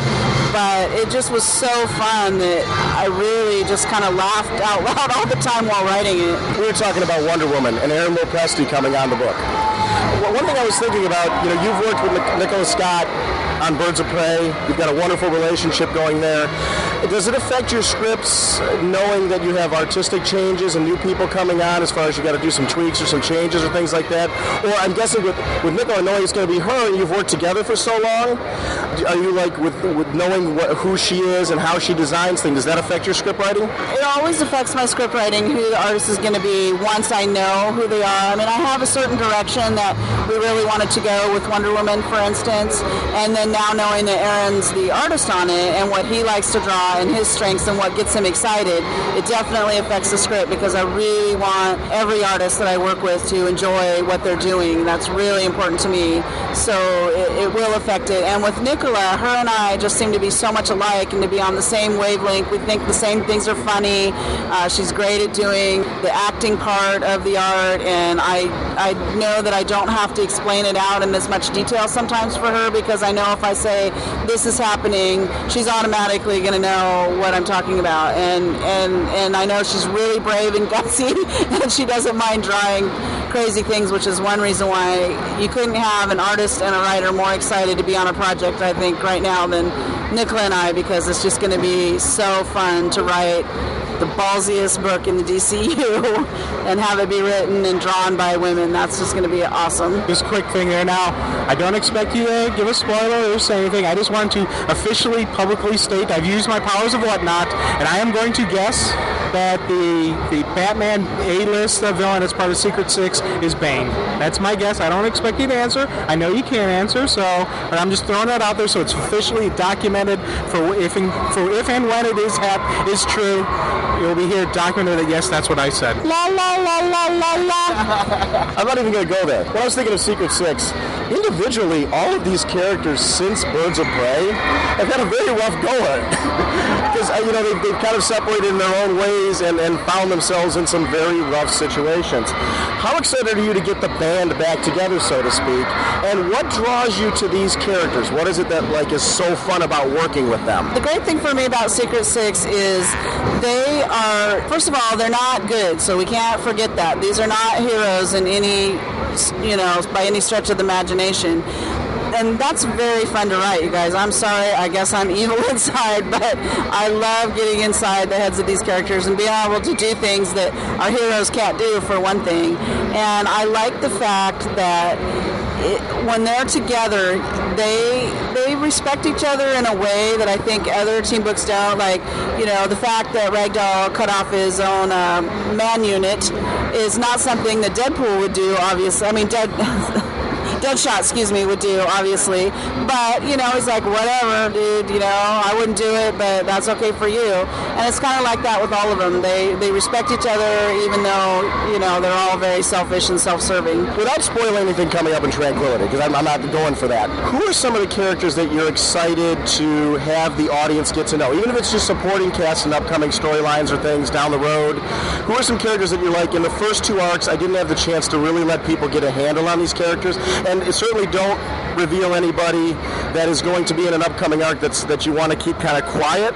But is there anybody that you're like, geez, I really wanted to spend some more time on these characters, I haven't had the chance yet, even if they're not even in upcoming arcs, people you've got in the back of your head from Tranquility that you want people to know? Yeah, I really am excited about the Coyote Kid character, and he's really fun to write, and I'm excited for people to know a little more about him, and the Liberty Snots as well.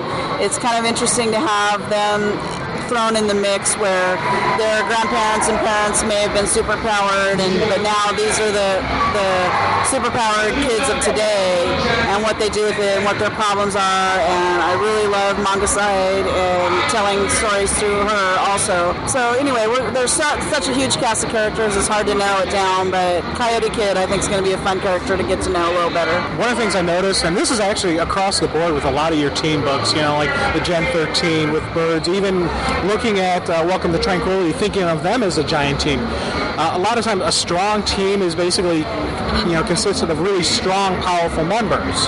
Whereas with your team, it looks like we have strong individuals who become stronger because they are in this team, in this unit. Like, how do you keep up a team dynamic that's it's based on the inner working of the team without costing the individuals their strength and their just the draw and the charm of these individuals? First of all, when I'm kind of thinking in the beginning stages of getting ready to do a team book, I think about the dynamics between the personalities and what they do and their backgrounds and how all that's going to work together.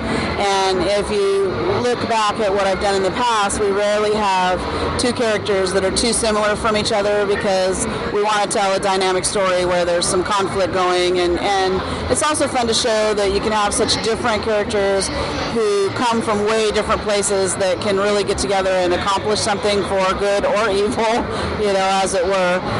But yeah, it's fun to have everybody kind of play off each other and see whether they're going to get along or hate each other or like each other at the end of the day and not necessarily know what's coming next. Yesterday you mentioned in the panel Manhunter, which is a book I happen to adore as well. I really enjoyed her in Birds of Prey. One of the things I always liked about you is you are a comic fan too.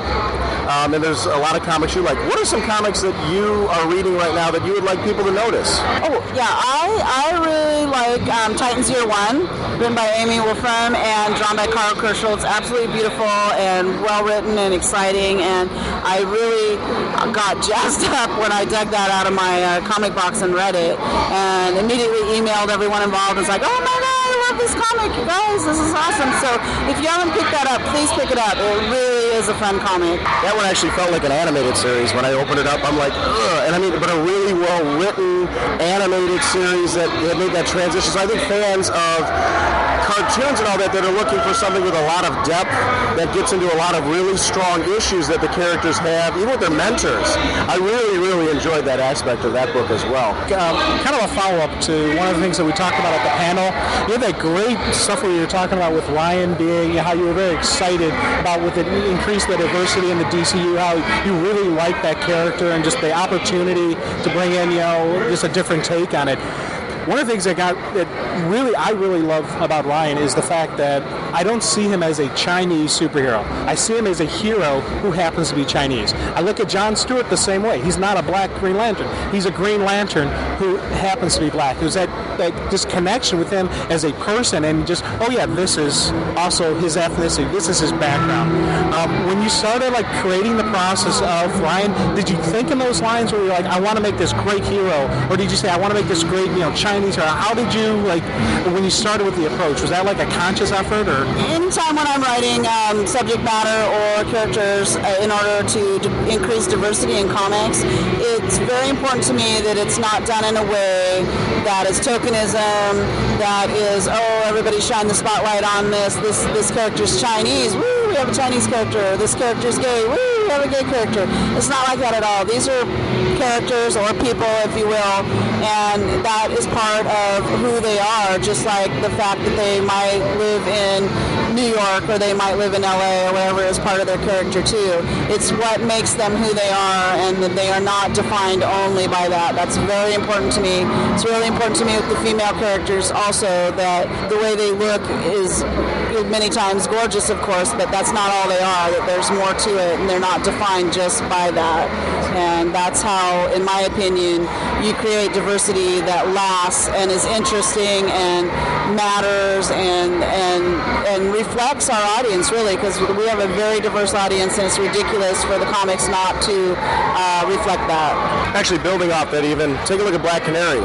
From Birds of Prey now, she is leading the Justice League. Now main characters like Batman, Superman, Wonder Woman, everyone, they're deferring to her for her leadership and her guidance in there. She's no longer, it's a female character, like that. She is a trusted colleague. And how cool is that to see a character that you worked so long on have evolved to this stage in the DC Universe right now, and to be at that level? It's very cool, you guys, and going from in comics history, going from different stages where the female characters were kind of just plot points, or they were just kind of there to be the girlfriend or to be the victim or whatever. And I've really been harping for the last 5 years about, these female characters are important. They do mean something to people.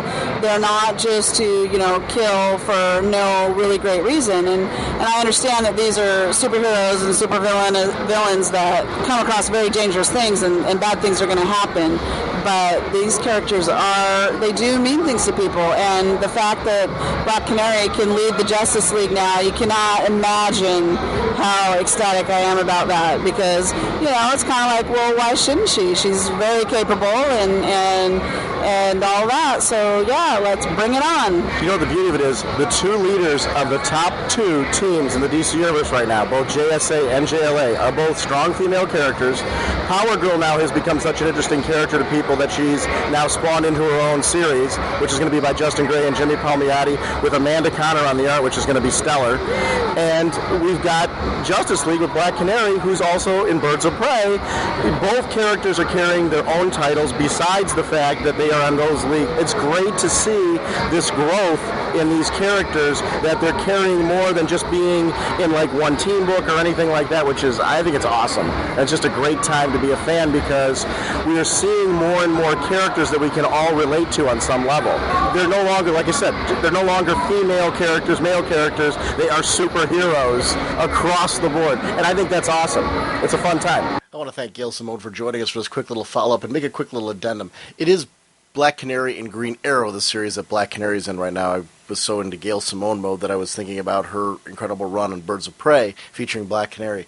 But that was, I definitely think it's great that Power Girl and Black Canary both have series that are going to be basically outside of their team books at the moment, which are going to be a lot of fun to be reading both of those characters. One more quick little Gail story that I'd love to share. When we were getting ready to head over to the panel, that was when I hadn't been checking my email on Saturday. So we'd gotten to the con, and I didn't have wireless set up at the table. And it was something I never got to doing. I was working on show notes and getting stuff ready for the actual panel. So her husband, Scott, let me know that they had emailed me the teaser picture for the panel itself to put up on the screen. So I was scrambling to get that, and while we were discussing it, I had mentioned to them in passing that the Birds of Geek girls were going to be leaving for the UK. Now, this is right before their panel. So they had, honestly, they would have been totally justified to say, you know what, we got a panel coming up, we're not going to be able to do it. Just to tell the kind of people that they are, Gail had, Scott said Gail really wants to talk to them. He mentioned it to Gail. They both got up and left. We're like 20 minutes away from their panel, maybe 30 minutes tops. I think 30 minutes. But still, a very short time frame to her Spotlight panel. Shot right over to do an interview with them. So, and one of the reasons why I'm even bringing it up right now is, first of all, the Birds of Geek girls are such nice people. They do a wonderful podcast. You were just listening to and just chatting to me about episode 30 of their show, their New York Comic-Con report that they were talking about over there. And you want to tell anything about that real quick? Because you said you said it was a rather funny episode. Well, yeah, there was actually some nice interaction while they were in the middle of recording. They had couple people come up to them and talk to them while they're recording, and without missing a beat, they brought them right into the conversation, and it was a very funny. It was a fun moment. It was an improv discussion. It was a nice improv, and it's a show that honestly has shown so much growth and enjoyment. It's on episode 30 right now. They have a Gail Simone interview coming up, which is why it's very relevant to this discussion. I'm very anxious to hear their take and what kind of questions that they asked Gail Simone. It's always fun for me to hear different people have discussions with comic creators, and I wanted to give them a shout out because we had such a nice time with them over the weekend. And they did have a nice discussion with Mike Norton.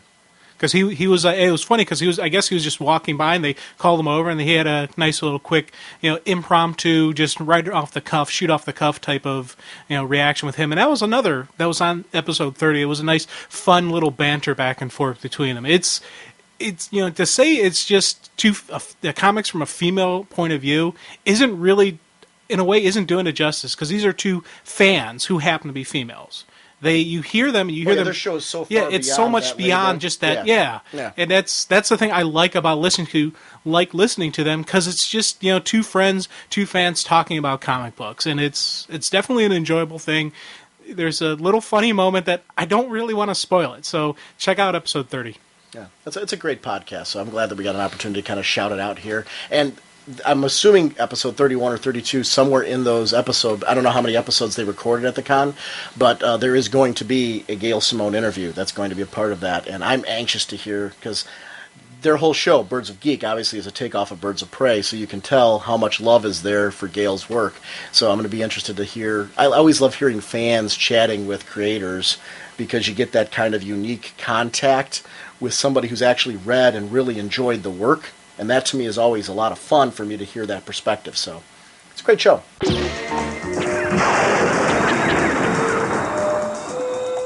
Jumping off from here, Jim, let's talk Action Comics 863. Dun, dun, dun, dun, dun, dun, dun, dun. Dude, man, if there was ever a time when that music was going through my head, it was in this thing. And even this whole arc, because I went back through and I reread this arc again. As I'm reading it, I was geeking out once all over again. Did you pre-order the hardcover?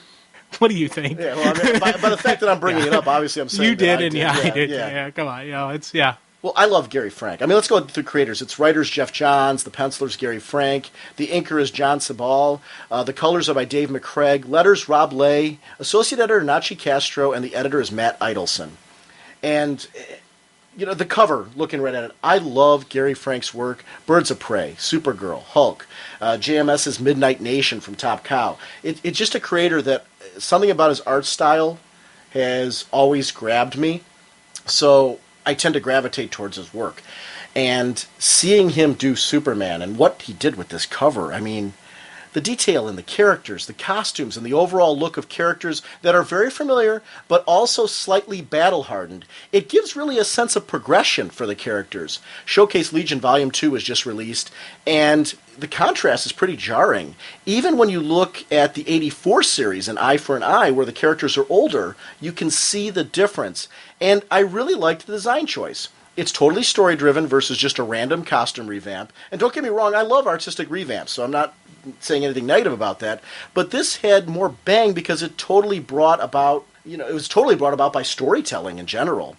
And even in this situation, they look like a team that you want to be a part of. Whenever you have a team that inspires substitute heroes, it should feel like people you would actually want to hang with and a team that you would actually want to be a part of. And this storytelling so totally fit that mold for me, and I had a real great time with this one.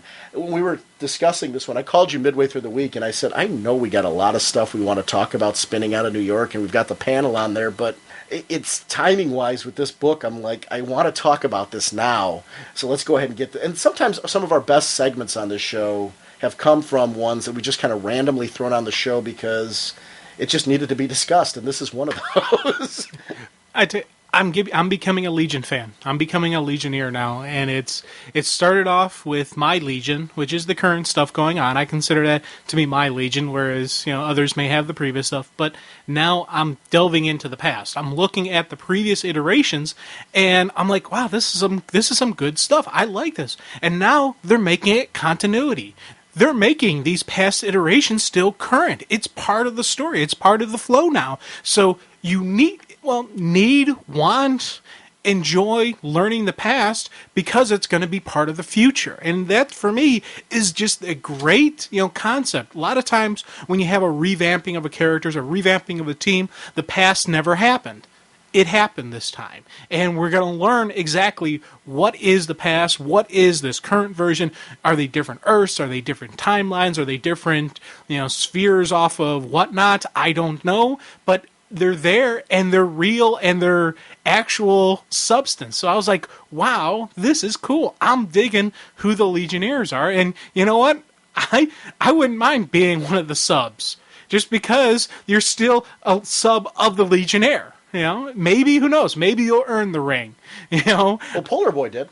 Yeah, Polar Boy did, and what's her name did? Night Girl. Night Girl, right. Night Girl earned the ring. So who knows? Granted, I'm probably going to be more like Stone Boy, but I admit it. But still, he's still kind of associated with the Legion, so I would accept that. Yeah, to me, that's part of I'm looking forward to Final Crisis, the Legion of Three Worlds, which is Johns and George Perez. They're going to be doing a wonderful series there, really, where they're going to be tying up a lot of this and explaining a lot of why we have three legions, who's what, and what that means for us as fans. That, to me, is part of the geek out of that story right now, is we've had all this build and wondered why, whose legion's the Jim Shooter Legion? Whose legion is, because Clark obviously can travel to this legion through the time sphere. So what's the Jim Shooter Legion? And there's a third legion they're going to be discussing as well, and kind of tying all that up. I know that story's supposed to focus on the legion that Jeff Johns was working with in this story arc. It's so neat and fun to have the multiverse active again, because I love this kind of storytelling. And I love seeing that there's different... Obviously, it would make sense that different decisions, different choices would cause splits in the time stream, where there would be different opportunities to have different futures. Are any of these from a different Earth, or are they all from our Earth and different possibilities? Because Dan DiDio mentioned at one of the panels that the multiverse, not only are there 52 different Earths, but each of those Earths can have different realities spinning off of them because of different choices and things like that. So that, to me, is all the more interesting. It opens up storytelling options for creators, which, to me, if you're going to do a multiverse, the point of that should be to provide storytelling opportunity and to be able to go wherever a creator wants to go to tell a good story. And it all becomes continuity then, which is awesome. Now let's go ahead and get back into this story. The cliffhanger last issue had Earthman and Superman diving into space. Now keep in mind, Clark had no powers due to the Red Sun, and he's going toe-to-toe with a guy who's absorbed the powers of various Legionnaires. The only thing keeping him alive in space is the Legion flight ring. He did this because he wasn't going to let any more harm befall his friends. We speculate a lot on the show about what we would do in a given situation. Sometimes we joke around or exaggerate, just because it leads to that kind of discussion. But I can honestly say in this case that I've been very lucky in life with the friendships that I've had. Whether we see each other regularly or not, I value those friendships highly. That is so totally where I connected to this. I do believe that in an area where it's an issue of friends and things like that, I would step up. I don't know if I would be diving into space or not, or what I would go. But I mean, you want to connect with Superman and say he's supposed to be the ideal. And he does things that make you say, okay, I want to be that person. And that worked for me in this story on so many levels. Because like I said, I've been very fortunate in friendships that I've had since childhood, friendships since high school, new friends that I've made through podcasting and forums and things like that, where I've been very lucky in that I've got very strong friendships that I value very highly. And this really was an important story.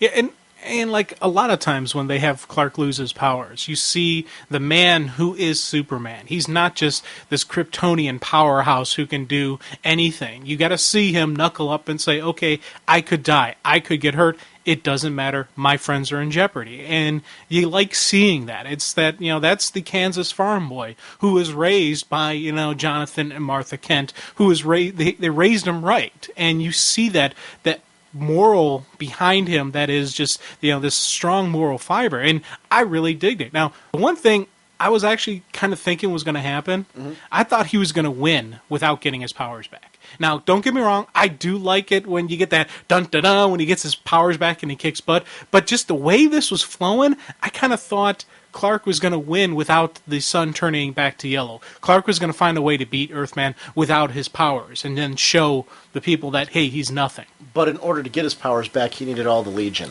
And it was a story of friendship and reliance on that friendship and trusting in your friends. He dove into space with Earthman, and it even read to me more that he knew they were going to do everything in their powers at that point in time to correct the situation. Now, he could have died there, and he knew that. That was the risk that he was taking when he dove out there, but he also knew he was buying time for his friends who were going to set the situation right. And that's the difference with the storyline where I think it worked. I'm with you. I thought I saw that opportunity happening as well, so I'm not knocking what you're saying. I think where this, and why I wanted to talk about this issue so much, is it did some things that I didn't expect, and some things that I did expect that were totally geek out moments all the way through. It was fun. It was a really fun story. Go ahead. And it's, just to add on to, what you're saying, I like the fact how this played out. I don't want anyone to even remotely think I did not enjoy this issue or how it came out. But you're mentioning how he went out there and it was that leap of faith in his friends. And that, for me, is really going to be a cool thing when we get onto, like, the Crisis in Three Worlds. Mm-hmm. And even the way this thing ended with him saying, anything, you need me, you give me a call, I'm there for you. And it's, it's building, once again, that friendship. Because his friends, his close, true friends, Batman, Wonder Woman. The three of them, they're true, close friends. Now, there are more. There are the Legion. The Legion, he is a Legionnaire. In his heart and in his soul. This is almost family. Yeah, this is and it's, I really especially needed to see just how close he is to the Legion. Because you can hear people talk about how, as a kid, he was a Legionnaire, and this is beyond him as a kid as a Legionnaire. Because he's now a grown-up man, and this is still his family. We saw it with the Lightning Saga, where he really felt betrayed when they didn't tell him what was going on. This is the other side of that story. This is why they didn't tell him what's going on. They knew this big crisis they were dealing with, and they also suspected the Crisis of Three Worlds. They didn't want to risk their friend's life, but because he is their friend, he's going to risk it. The remaining Free Legionnaires and the subs are desperately trying to stop the impending invasion. Tensions are high around the galaxy. Earthman and crew have tarnished Superman's name and basically convinced humanity and beyond that he was an anti-alien. Earthman intends to splatter our hero all over the sidewalk in front of the Legion headquarters. And while this is going on, basically, I was really glued to the drama of Brainy, Colossal Boy, and Yura trying to resolve the Sun problem. Sun Boy is released, but that problem is not solved. And this trades off with scenes of Clark fighting Earthman, which added to the drama. It was a, come on, get that sun back to the right color so Superman can kick some super butt. And I really loved the pacing of this. Sun Boy needed to be awakened in order for his connection to the sun to be broken. And okay, this was a little hokey and corny, but it works considering the history of the Legion and their teenage years. So I'm not saying that in any way is a knock. It's a part that I kind of found charming in the whole thing. Sun Boy always has a heated reaction to pretty ladies, so it's up to Chameleon Girl to wake him. Dude, I chuckled with this stuff. I was like, only way to wake him up is a kiss from a pretty girl. Oh, by the way, he prefers brunettes. I was like, what?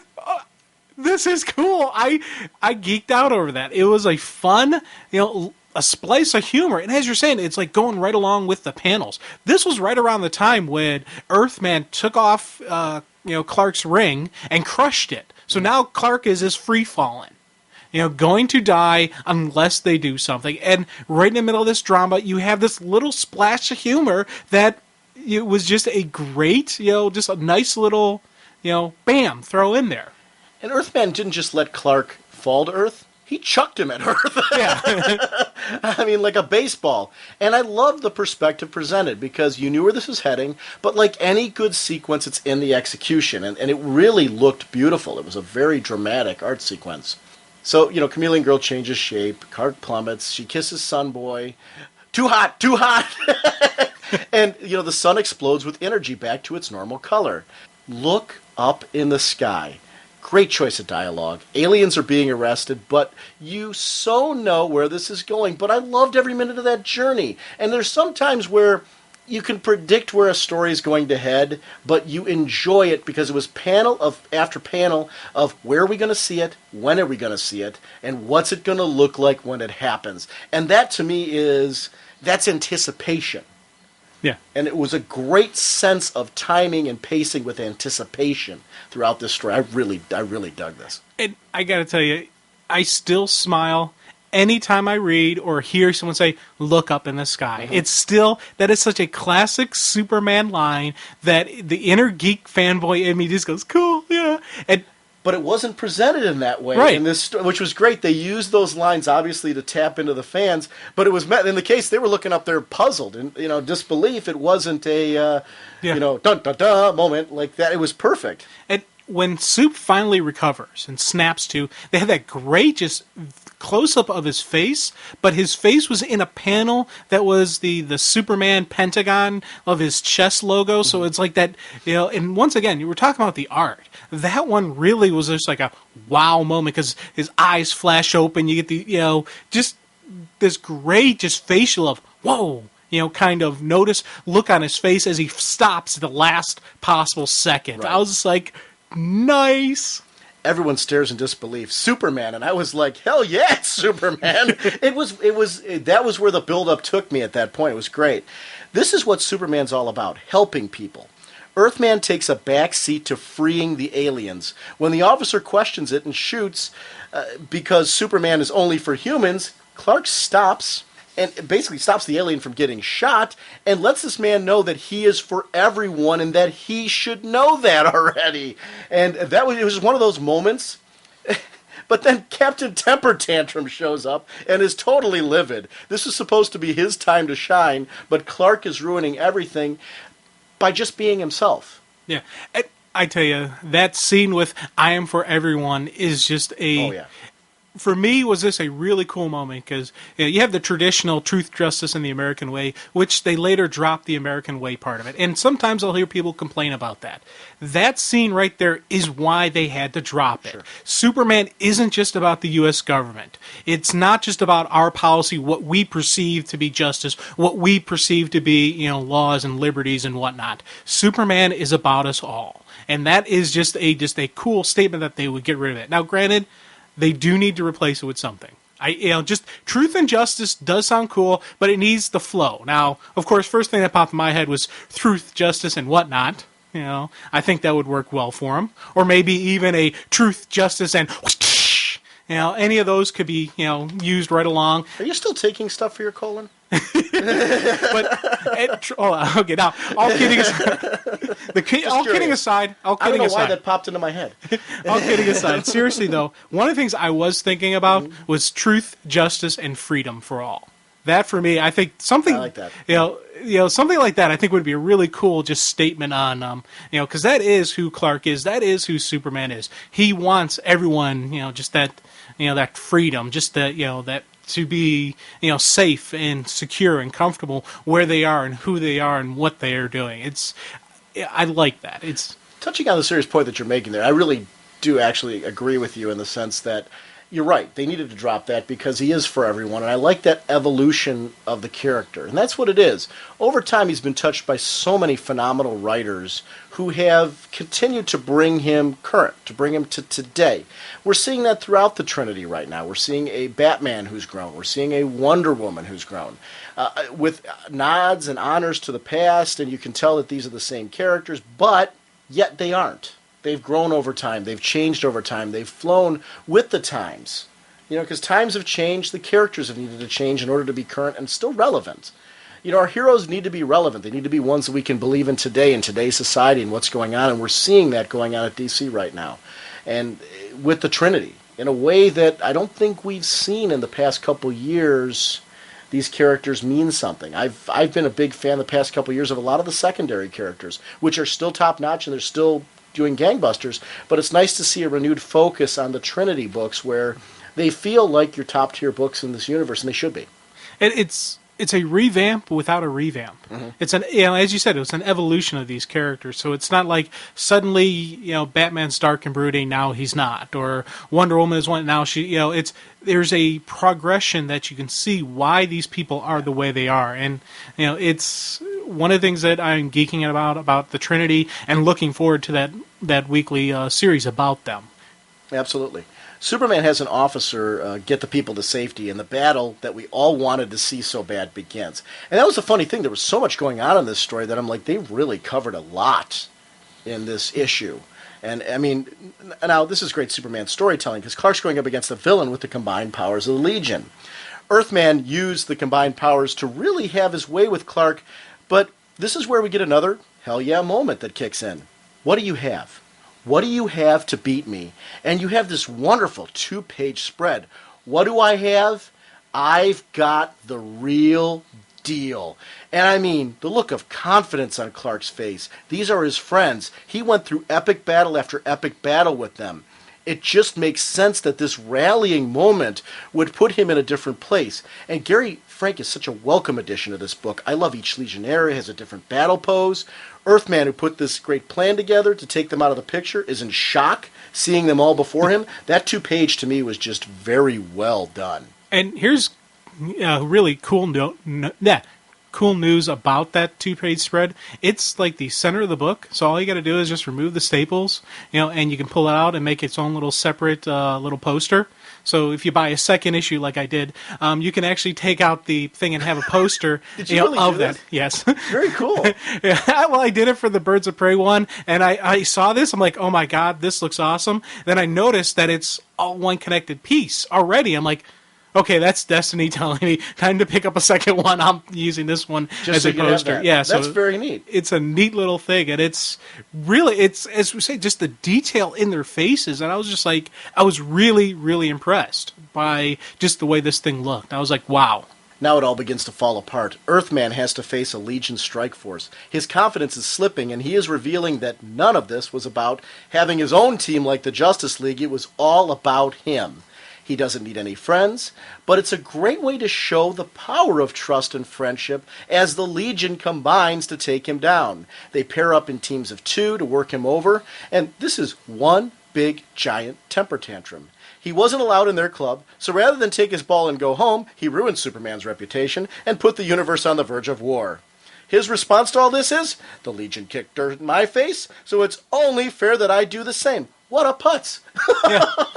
Yeah, that's a good description of him. A little whiny little putz that, he gets what's coming to him. And you talk about just like team writing was just amazing, just how it was, divide and conquer, bam, bam, bam. You keep your enemy guessing. Earthman has some serious power levels, and each one of the Legion, they're attacking him different ways, just to keep him off balance, keep him, instead of acting against the Legion, he was reacting to their strikes. Great usage of a team dynamics. He needs a supersized spanking is what he really needs. Well, he gets one. Yeah, which is great. In Rebellion, he lashes out, knocking out the Legion, which leaves Earthman and Superman. Interesting tidbit, and this is where Superman writing is getting more and more consistent and relevant and in many ways human. Earthman whines and complains that he was rejected, and an outsider in a way that Superman could never understand. And these are the moments that I really, really love. Clark takes him down with one punch and tells him that he's been an outsider every day of his life. How true. He'd have to hide his powers or be a public spectacle. He knew he was from another planet, but growing up, who could he talk to on any level that could relate to that? As he became an adult, he had to hide behind the identity of Clark Kent. Most of his friends, and certainly the people of Earth, wouldn't know him 100% because parts of him are actually in each identity. So now, basically, now in Earthman's defense, Superman found belonging with the Legion and later the Justice League, but I do think his responsibility as a figurehead puts him in a unique position that makes him an outsider. The JLA looks to him in any crisis out like any other. I do think the outsider nature of Superman is where we can all relate to him because in some point in our life we've all felt that way. It is the vulnerability of Superman that makes it possible to latch onto him as a character, and it's why stories where he loses his powers are so interesting because we get to know the man. This one for me the whole time through, I'm like, yeah, I really like this guy. And one of the things throughout this story arc that they did, they kept flashing back to Clark when he was a kid, when he's first meeting the Legion, but also just him generally walking around. Imagine you have super hearing, and so you're a teenage kid with super hearing, and you can hear everybody talk, say how freaky you are. Oh, look at Kent. He doesn't want to play football because he doesn't want to break his glasses. No, he's got superhuman strength and invulnerability, and could very easily kill you if he wasn't careful. Right. Oh, he doesn't want anyone bumping into him. No, once again, same thing. You bump into him, you're going flying. And it's just that he came across as this nervous little goofball, when in reality he had the weight of his shoulders at a young age. And I really saw that in this, and I was like, dang, that is just a cool insight into who Superman is. He could have taken all those negative dealings that he had with, he could have had probably the worst childhood known to mankind. Think about not being able to do anything fun, and you always had to worry, am I going to expose my powers? Am I going to accidentally hurt somebody? But he didn't dwell on that negative side. He took the positive from it. He took what he learned from his folks. He took what he learned from the Legion. He took just from what he knew about life and just made him the man that he is. That was, for me, just that really cool moment when he just walks up, one punch, knockout. Yeah. I wanted to jump into the comic, point at Earthman and say, dang, you just got knocked out. I was just like, hoorah, Superman. You really wanted to rub salt on those wounds, didn't you? Oh, God. It was one of those moments where I'm just like, yeah, you deserve that. Rub salt and then run away really quickly in case he gets up. Well, not only that, though, but here's the funny part is, too, I have no doubt if we did that, Clark would have admonished us. That's not what you do. Yeah, probably. And I would have been like, I'm sorry, Mr. Superman. But it had to be said, man. Yeah. Come on. As the heroes get ready to celebrate, Brainy gets some Kahlo transmissions. And I keep forgetting about them. I'm like, wait a minute, they're not done yet. There's more story here. And the invasion is ready to begin. And here is a great arc sequence. As the ships approach the Earth, you see a faint line in the distance. The row of heroes. And, okay, I love the, yeah, right, just try it moment. There isn't going to be any invasion today. I loved that. It was just such a wonderful line of heroes, and the way it's slowly built to that. Again, great artistic and pacing choices in this storytelling. 24 hours later, they're all hanging out again, just like old times. Sure, they have to rebuild and put things right, but all they care about at the moment is that they can be together again. And I have no doubt that along the way they stopped some crimes and generally did the hero thing. But what matters is that the mood and the tone was so totally lifted in those art sequences, more smiles on the faces, and they're re-energized and reinvigorated in a way that comics do for me. You know, when you read a good comic, and they tell Clark it is time to head back to his own life, and the subs claimed the Justice League base as they're kind of they're all like, hopefully that'll be okay. And this is my favorite line: Red Sun, Magic War. It could be raining kryptonite. I don't care. Next time you need my help, you let me know. These are the kind of friendship bonds we all have hopefully experienced in our life. I know I have, and this story reminded me how important those are and how lucky we are to have them. The best Superman stories not only inspire us, but remind us of what is best in life. And wow, is this in this category. And, it was just, it was one of those moments where I was just kind of like got a little choked up reading it. It was a lot of fun because it was a very personal connection to this story. Brainy confidently says he'll repair the shattered Time Spear in a minute or two, which is a great typical Brainiac moment. You know he's going to. Yeah. We get this sweet flashback to their childhood. As you mentioned before, there was a lot of these occurring in the story. Clark's concerned that they might not see each other again. The what are you doing tomorrow that we all hoped for in our early friendships. And the L symbol in the tree, which was a geek out moment. Yeah, I really loved the Saturn Girl bit where she reminded him to button up and hide his costume too. And Clark is returning as an adult to that spot to reminisce as the story closes. And it was really just one of those... We had to chat about this one. The Trinity right now is batting 1,000. You know, we have a huge Batman story coming in Batman Rip, but I've been enjoying both Detective and Batman right now immensely. Wonder Woman, the Rise of Olympian storyline that's going to be coming in. Not Manazons. Not Manazons. But the whole Wonder Woman, since Gail Simone's taken over, there's been a reinvigoration of that character. And... now the huge events in Action Comics and Superman that are going to kick off the next 2.5 years of story with Johns and Robinson, and now the weekly book focusing on the big three. But the one thing I like about what Johns and Robinson are doing, the two of them, they just have decided, hey, we work so well together, let's tie these books closely together and have these stories interwoven, and I'm really, really excited for what's going to be going on with these two. If you haven't jumped on any of the Trinity books right now, this is the time. This is really your chance to jump on these books and get into it.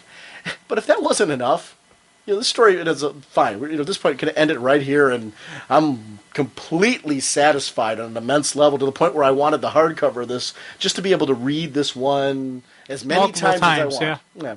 Johns and Perez, Johns and Perez, I should say. Final Crisis, Legion of Three Worlds. It's just a couple of pages, but I'm sold. Superman Prime with the Legion of Supervillains. Count me in.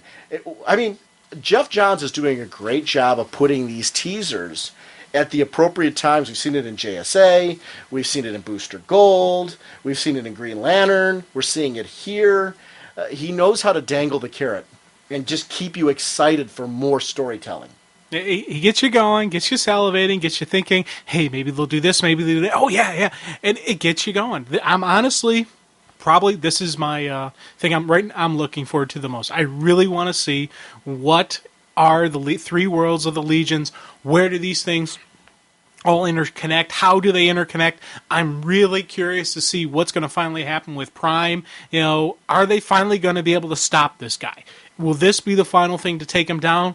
Will there be something else? Plus, the lightning rod, in the teaser posters, they show Brainy holding it. And even in one of the earlier issues of this arc, they talk about, with Brainy about, when are you going to use that lightning rod? He's like, well, I was told when the crisis happens, I'll know when to use it. Or it was some line like that where they mentioned that rod is going to probably be a part of this upcoming crisis. It's, I want to know what's going on. This is going to be it. I'm pumped. I'm thrilled. I'm it's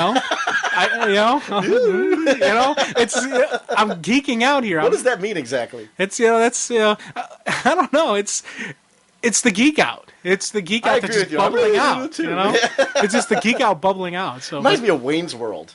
Where they were going. That's what they did a flashback. Actually, it was kind of a version of the Kramer, that, and the Three Stooges, kind of stuff. But it's my own little version of it. So you're saying basically it was nonsense? Yes, it was nonsense, but it was nonsense caused by excitement. Okay, I like that. I'm glad we did this one. I called you at work. I was literally, I'm like, we've got to talk about this. And this is the kind of book that this show has always been about. It's just an opportunity where we're like, hey, let's just geek out about this and have a good time. And we haven't done a ton of Superman on the show, so I'm like, it's time to revisit this character and let's, take a look at what's going on with him. So I'm glad we did this segment. Jim, as I mentioned, when we close the show, we're going to be putting some of our New York Comic Con content. We're going to be releasing New York Comic Con content gradually on our next few episodes as we go through. We recorded with listeners. We've got a few segments where we did a couple interviews and things like that we're going to get up. But most of what we did there at the New York Comic Con was really just talking to listeners about books they're enjoying and just delving into the whole experience.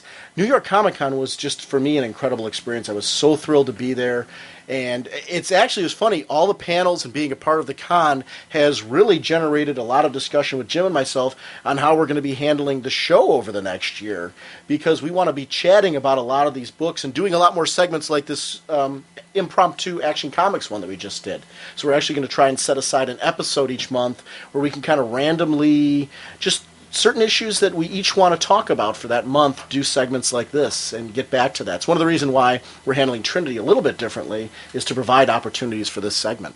Jim, I want to give a shout out to listener Robert Jenkins, who sent us $25, which was really, really nice. Thank you very much. So thank you very much, Robert, for sending us that, and we're going to use that towards some of our show costs and things like that, and maybe have dinner one night, I think. Yeah.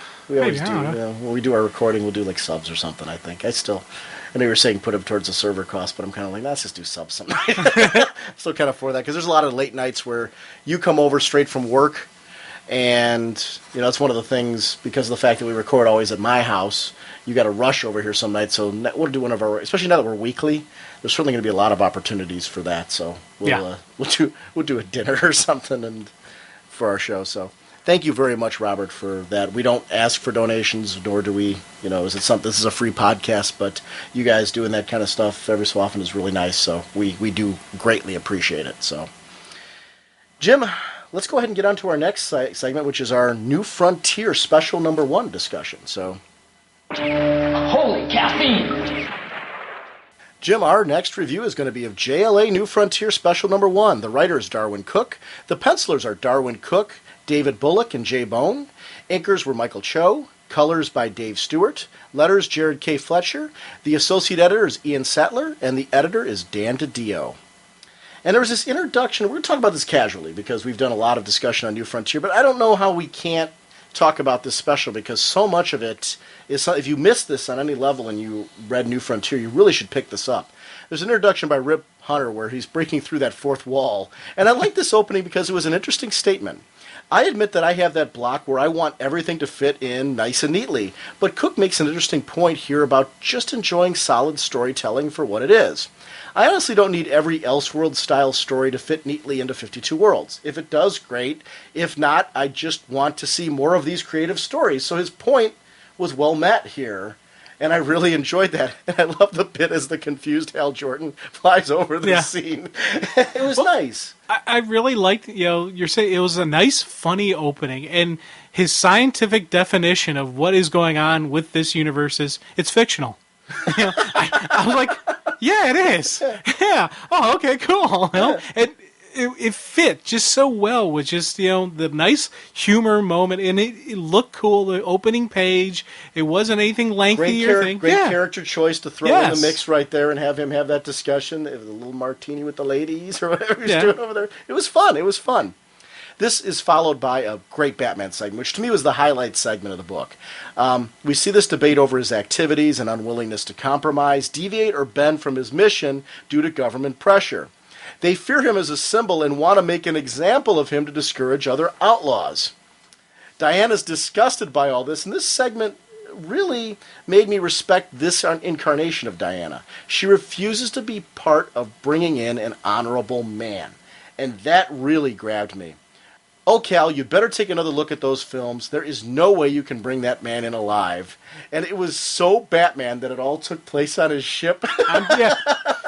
It was on Bruce Wayne's yacht, and he's like, oh, I'm glad I could help out. And I just read now, like, that this is just such a cool story that I was looking forward to this. I wanted to see this in the movie. I wanted to see this when I read the comic, and we're getting to see it. I'm so glad they created this. But the thing that really sold me, I loved Diana's portrayal of it. I liked how they were planning and even see Batman using his thing. But the follow-up scene when Soup goes to talk to Ike, one-on-one, man-to-man. He's like, I know Faraday's your man. I know he speaks for you, but this just doesn't feel right. And I love the fact that Clark would have to do that. He would have to get that one-to-one FaceTime with the president saying, hey, what's going on here, man? Is this the right thing? This guy is an honorable man. He's fighting. He's doing what's right for Gotham City. And Ike's like, hey, this is, one city doesn't make a nation. We have to do this. This is something we need to do as a nation. And it wasn't just about fear-mongering. It wasn't just about paranoia. It was about what's good for the country. And that really sold me on why Clark was willing to do this, why he was able to do this, and why he would go beyond what in his heart he's like, this isn't the right deal. If he lets this vigilante run free, even if he's a force for good, his breaking the law that he made will cause more resistance to the law. It was a logic that you can't argue with. So I understood that point there, and I'm sitting there, okay, I get that. And that, to me, it's some of the most interesting storytelling is when you can see multiple perspectives, when you can put yourself in the shoes of multiple characters, no matter which side you wind up being on. Because I was still firmly in Bruce's camp. But oh, yeah. But I liked that I could be sympathetic towards this side and what was being presented. Yes, plus how cool was it that he's like, so how are you folks doing? How's Martha's back doing? She still tweak it? Like there was that familiarity between the two. He knew Clark's identity. You're right. So it's that familiarity even between that just accented why Clark is doing this. Why would Superman do something like this? Well, this is why. This isn't just his president. This isn't just his commander-in-chief. This is his friend. This is someone who he personally trusts. Think about it. How would you do if your personal friend said, hey, do me a solid, man. Do me a favor. Okay, I'll do it for you, buddy. That's how I really felt, and I saw that relationship between the two of them. I was like, this is cool. Darwin Crook really drew a fun sequence here because Selina helps Bruce by stealing kryptonite from Luthor, and I wasn't sure where this was going at this point. And the action sequence was really well drawn, scripted, and fun. The note on the bat signal, think fast, the rapid Batmobile attack. He slows Clark down with the rubber solution and drops tons of metal on him via a missile. I love the intensity. He knew this wouldn't stop Superman. It would only delay him. He knew the slightest mistake would mean capture. And just as Clark reaches him again, Oil to the face, booster rockets, buy Bruce more time. And that's what it's all about. Alfred was an important piece to this short story. To me, if Bruce is going to take on Clark and attempt to survive, he's going to pull out all stops. That means using every possible resource that he can trust. The coded messages between the two, because Clark could hear them, once again shows the strategist. A lot of attention to detail. Coded messages that lead to a noise attack that once again distracts Clark for the motorcycle with the kryptonite harpoon. Love that. Yeah, it's a multiple attack layer. You know, you need to layer your attacks against somebody like Superman. You can't just go toe-to-toe, punch-to-punch with him. You can't just throw one thing at him and say, oh, hopefully this will work. No, it's boom, boom, boom, boom, boom. You keep him guessing. You keep him reacting to your actions, not taking the initiative. That's how you got to take down somebody as powerful as Superman, or even take down a large, powerful force. You want to be in control of where they are, when they are, how they are. And you saw this going through with Batman. It's the strategist. You can take out anybody as long as you plan well enough for it. As long as you take that time, you lay out the plan, you lay out the game plan, and I love that about seeing this fight between them. But also the inner dialogue that both of them were having. Whether it was Bruce thinking, okay, I got to do this, or then when they started shifting over and they started showing Clark's side of it. As he's sitting there talking, I see a madman shooting a harpoon at me. I'm hit? And there's that surprise when that kryptonite pierces his body. Then he's like... desperation. Yeah. He realizes it's kryptonite. He can feel the poison, digging into him. And he's like, for the first time, I may actually lose. And you have that desperation. Then he sees the cage. Bruce set up a cage for him, and he starts clawing at the floor of the cave to not go down. It was just like a wow moment for me. Came in the hunter and realizes he's the hunted, which was just a great segment. He won't let Batman beat him, determined to beat this human. And I could see Batman's arrogance infuriating someone like Clark, because that's not his style. I don't believe the two would kill each other, but hey, they would seriously hurt each other if necessary to resolve this. Because I don't see Bruce crossing that line. No, neither one of them. Clark either. He wanted, because Clark wanted to arrest him and he wanted to cage him, so it wasn't that wasn't where they were going. Fortunately for the health of both, though, Diana shows up. She basically tells Clark to stop being a drone and to be a leader. She chastises Bruce for trying to do the same to Clark that they were going to do to him, and Diana has this plan that they all need to agree to in order to resolve this and meet everyone's needs, but Clark refuses to trust a man who tried to kill him and hides behind a cape and a cowl. And I loved this moment because Bruce made his own statement. We saw, these type of things spinning out of DC, the Justice League number 0, and you see these moments where you see what these characters mean to each other and the respect, where they're like, you know what, for this guy and for this lady, I am going to reveal my identity. That's how much I respect you. That's how important I think you are. This is my statement to you. He lifts off that cape and cowl. Yeah, great reaction just on both their parts. One, Clark is like, what? Complete stun, and Diana immediately recognizes, we're on your boat. Nice play. Mm-hmm. Good job there. Patton would have been envious of you. That, I was like, she respects the warrior. She respects the strategist. She respects who he is and why he did what he did. I was like, that is cool. Bruce taking off his cowl is more than a lot of characters to me. It's a huge statement because he's lifting off the mask that he's created as Batman. Batman is all about the intimidation factor that comes from being this mythical beast that he portrays. Christian Bale, when he talks about being the Batman character, really captures what it means when you put on that outfit. And, because, criminals are a superstitious, cowardly lot. And he's trying to bring that out. He's trying to be something supernatural in his appearance and his look because he's a human and he needs that to compensate. So for him to lift that veil in front of anybody and basically, take down that defense and say, I am this man. I am Bruce Wayne. That's a big deal. It's a big statement. It's very powerful. And no matter how many times I've seen it written, when it's a well-written statement with the Trinity, it's one of those moments where you just grasp onto it and you be a part of it and you're like, yes, this is them coming together and this is why all three of them are so essential to the universe. And you're right, Diana's reaction there was really important and pivotal to me because she would respect the warrior strategist for how they would, handle things. It's that code. Yeah. And that ending where they're kind of like they do the triple handshake type thing for freedom. I was like, hoorah! I like that. That was a neat little. You needed something there, and more than just knuckle up. That was a bam. It fits the era and what's going on around them and why they were doing that. Clark agreed to take the dive in the fight, and it showed him as a true leader, willing to make a stand for the fight for freedom. And, Batman unmasked and stepped toward the light. Diana made an agreement that would forever link her with the world of men. It was really nice art on the spread of the three with Diana in warrior garb. I like her drawn a little taller and more powerful in this version. Definitely, it worked. There's still the the pretty and the beautiful side of Diana, but there is that warrior in her. You see the Amazon. You see that somebody who could knuckle up against Superman and who could throw down with him and hold her own. I like that. I'm not saying I want the change in current continuity because it'd be kind of like why is she all of a sudden taller or things like that. That'd be a little strange.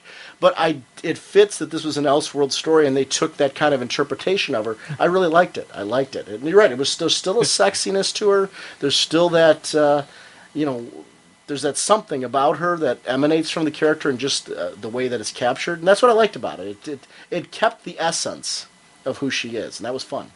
That was by far my favorite sequence, but there was this Robin story that follows up afterwards. It was Robin and the Flash, and it was fun. He's investigating the theft of some explosives and a gang connection while Bruce the boss is away. And, the language is a nod to the era, made the scene, copped out the boss's garage, copped out of the boss's garage when he's talking about taking the car. A nod to the Silver Age attempt to set a teen atmosphere. I liked it. And here's the thing: I had issues with when we did Silver Age stuff and the Teen Titans and all that, and I was, complaining. This one rang more true for me. This one felt like it was actually the way the kids talked. It wasn't as much as holy, jumping jalopies, holy this. It wasn't that over the top that we see in the Silver Age. It was, it was different, but it was it. I could actually see someone, if they grew up in this era, actually speaking this way. When we were at the New York Comic-Con, I've read both volumes, Showcase Titans. Did you get those? Yeah. Volume 1 and 2. Have you read them yet? Not yet. Do yourself a favor, because it's funny, we originally talked about it, we discussed some of those dialogue issues and things like that, but it was funny, as those stories went on, that tapered off and became less and less in the story, and there's really some the whole thing I really enjoyed. There's some really well-written stories all the way through. But Nick Carty, who was the artist in a lot of those issues, I got an opportunity to meet him. He was in Artist Alley. And I didn't identify myself from the show because I didn't want it to look like I was only complimenting him because it was from the show. I'm really self-conscious about that.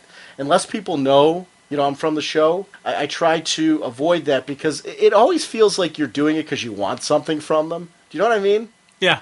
So it was really just nice. I walked up and I thanked him for his work and I told him, I said, I just experienced, which is the truth, I just experienced your Titans run through both of the Showcase volumes, and I really, really enjoyed those stories. And I can't recommend enough. The first few issues, there is a little dialogue to get used to, but once you get used to it, it becomes second nature, and you really just kind of delve into the stories. 2 volumes, you can have the complete Titans run before the Wolfman and Perez run. And those volumes are so inexpensive to be able to grab and get that entire run in 2 complete, black and white volumes is definitely well worth it. If you're a fan of Titan stories, it's good to see the history, and they are a lot of fun. So he's racing a guy named Wally Wood, which I'm thinking is perhaps after the artist, and using one of Bruce's cars to blend in. The gang realizes Wally is a snoop and causes him to have an accident. Dick Grayson gives up his cover to help Wally, not realizing it was Kid Flash. And I have to admit, I do like stories where Bruce and Dick are like semi-vigilantes on the run in their early careers. This would be considered deviant behavior in society. I have no problem at all with the Commissioner Gordon and police building a relationship with them to the point we see now, and that path being taken. But there's a certain realism to not being welcomed by all police, or at least early on in their run, not having that, and I like it. It worked in this. Yeah, there was some neat little inner dialogue when he was doing that, when he was running away. He's like, I don't have time to explain all this to the police. It's already pushing midnight. At least that's my excuse. excuse. Truth be told, this is a blast. It just fits, this young daredevil, the young trapeze artist Robin Hood, and especially what we saw, the way he was like doing the flips and the, all over the place when the the movie as well as the comic. It fits that young, kind of hyperactive, energetic, Robin. That he's a teenager. Yeah. And there's a certain invulnerability that teenagers... I like that we see from some of the adult heroes that being a hero isn't always so glamorous. And that you can see, like, the other sides of it, how it's tough to make those stands all the time and tough to make those statements. But when you see a teenage Dick Grayson and you get to see him having fun and really delving into and enjoying that character, that characterization, that's stuff that, to me... Yeah, he's the one. That's the era where I remember back in my high school years, I was invulnerable. I was invincible. It was my attitude towards life in general. A lot of times to my own, it actually worked against me. But and even out of my early college years, I was like that. Where it's just you have a different view on life. You don't take it so seriously and all that. But that's something that you grow out of. But that's what resonates so well about Dick Grayson. He reminds you of an era in your life. Mm-hmm. That we've all experienced at some point. Some of us grew out of it quicker than others. My wife would argue I still haven't. But your friends would argue you still haven't. Yeah, that's true. Come on. Yeah. They saved JFK, and even before that, let's talk about when Robin eventually hooks up with Kid Flash and the two team up to stop Butch and the gang. There's some great moments with Robin showing his strength in information gathering that he learned from his mentor, and the backdrafting on Wally's speed, where we see Wally to this day still lending speed in certain situations, which I really. That was a lot of fun. Like his tether line that he has to his kids and stuff like that. I like seeing the Flash. Be the Flash. I like all the family members where a second to us is enough time for them to act, where they can just do all they can, where a normal hero wouldn't be able to pull it off, but the Flash can. Now, I got one little mini nitpick rant that I have to make, and as I say this, I still love this story, and I thought this was a fun read, but when Air Force One is landing on an airport, you know how many Secret Service they have on the ground? It's not just the basic staff. Okay, yeah, we'll take... No, they have a ground force on there. So you wouldn't be able to rig up the runway so it would blow up. You wouldn't be able to take over the airport, because before Air Force One lands, they have special authorization that they get from their ground agents. So, that being said, it still was enjoyable. I like the fact that they did save JFK, but come on, you wouldn't be able to do that. Mr. Party Pooper. I always geek out when you throw that kind of stuff in, because it's not stuff I think of when I'm reading the story. Yeah. And that didn't occur to me at all. I guess I just kind of took it as it was a different era. It's an Elseworld story. I just kind of assumed for storytelling purposes they did. I didn't. And as I say this, it didn't ruin the story for me, but it just it did enter my head. I'm I better share it, just because. But I enjoy that's the aspect of our discussions that I often enjoy, because you will bring in something that I just totally didn't even acknowledge as I was going through, because it didn't even occur to me. They saved JFK and got props for saving him from a communist threat, and he coined the name Teen Titans, which was a fun little story, and that's what I took it as. It was a fun little diversion. At the ending panel where Robin's sitting there writing into his notebook, and he told Batman, and Batman was impressed, and he almost cracked a smile. I was like, nice. Yeah. And that fits too. Are you reading that Teen Titans Year One? Yes, this felt very true, and it could. This story could have fit right into the Year One and the Lost Annual they had and stuff like that. This could fit into that. Yeah, and it's really fun time to be reading those type of background Titan stories, because they're so well written, so well drawn, and they really capture the relationships not only between the kids but between their mentors, and this fit in that whole vein. I really enjoyed this one. There's a geeky cool bit with the comic cover set in the era for Green Lantern, John Henry, and Martian Manhunter. I liked that. I have to admit, when I first thought it, I thought, oh, cool, they're going to release more from this era. I would love that. I immediately thought, oh, cool, they're going to continue on with the story. Then I'm like, oh, no, this is... Oh, no. Oh. So for you, it was a nasty little teaser. I know. I was like, man, that's going to be kind of neat. I wonder what they're going to add. Because I was thinking, when more can they add to the John Henry story? I love that you just did a Homer Simpson which I think would make a wonderful Where's What Not Now. Well, you see, you should be happy with that one, because if they do anything Simpsons related, you realize that I'll be one of them. Because sometimes when I throw those out there, it's just clearly one for you. So I'll definitely be one of them. Yeah. I'll probably be Bart. But well, anyway, as long as it's not Marge, it's okay. That is true. Yeah. Shut up. All right, the final story in this one is Wonder Woman and Black Canary in 1962. And this was a totally fun look at issues of equality from the era.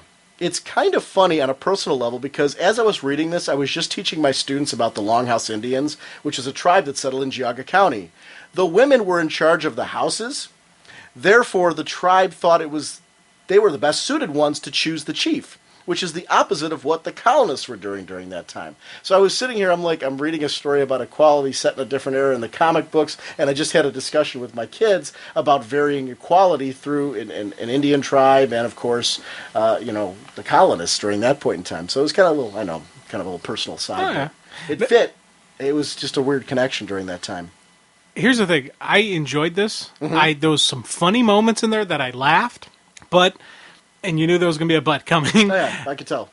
Part of me was like, it was too tongue-in-cheek, because they did such a great job with John Henry really showing racism that I was hoping they could have done a little bit more on the serious side to take the issues with the women's suffrage, and especially they did this great thing of building up this era Wonder Woman to be in this powerhouse of just that that the feminist powerhouse, but not just on I hate man basher. She was a combination of grace, power, beauty, everything that is the true Amazonian code. And now, I took this as taking place well after the film and the original series. Yeah. Okay, so I'm just saying it's kind of a different era, and I think that was what he was trying to convey in this story. And if it had been anybody other than Wonder Woman, I wouldn't have had any issue at all with it. Now, granted, I know why they did Wonder Woman, because of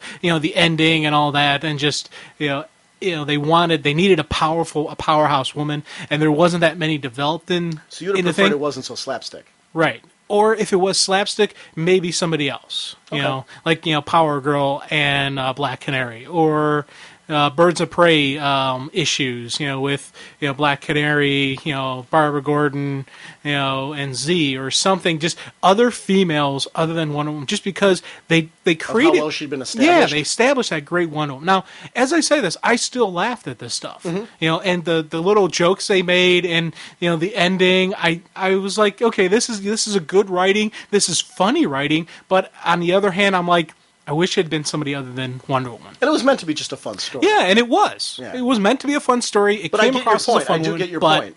Yeah. Okay, Diana is annoyed over the objectification of women and decides to go undercover with Black Canary at one of the bunny clubs. I love how Diana's costume makes it easy for her to blend in. Then Diana, who dons this business suit and sticks out like a sore thumb.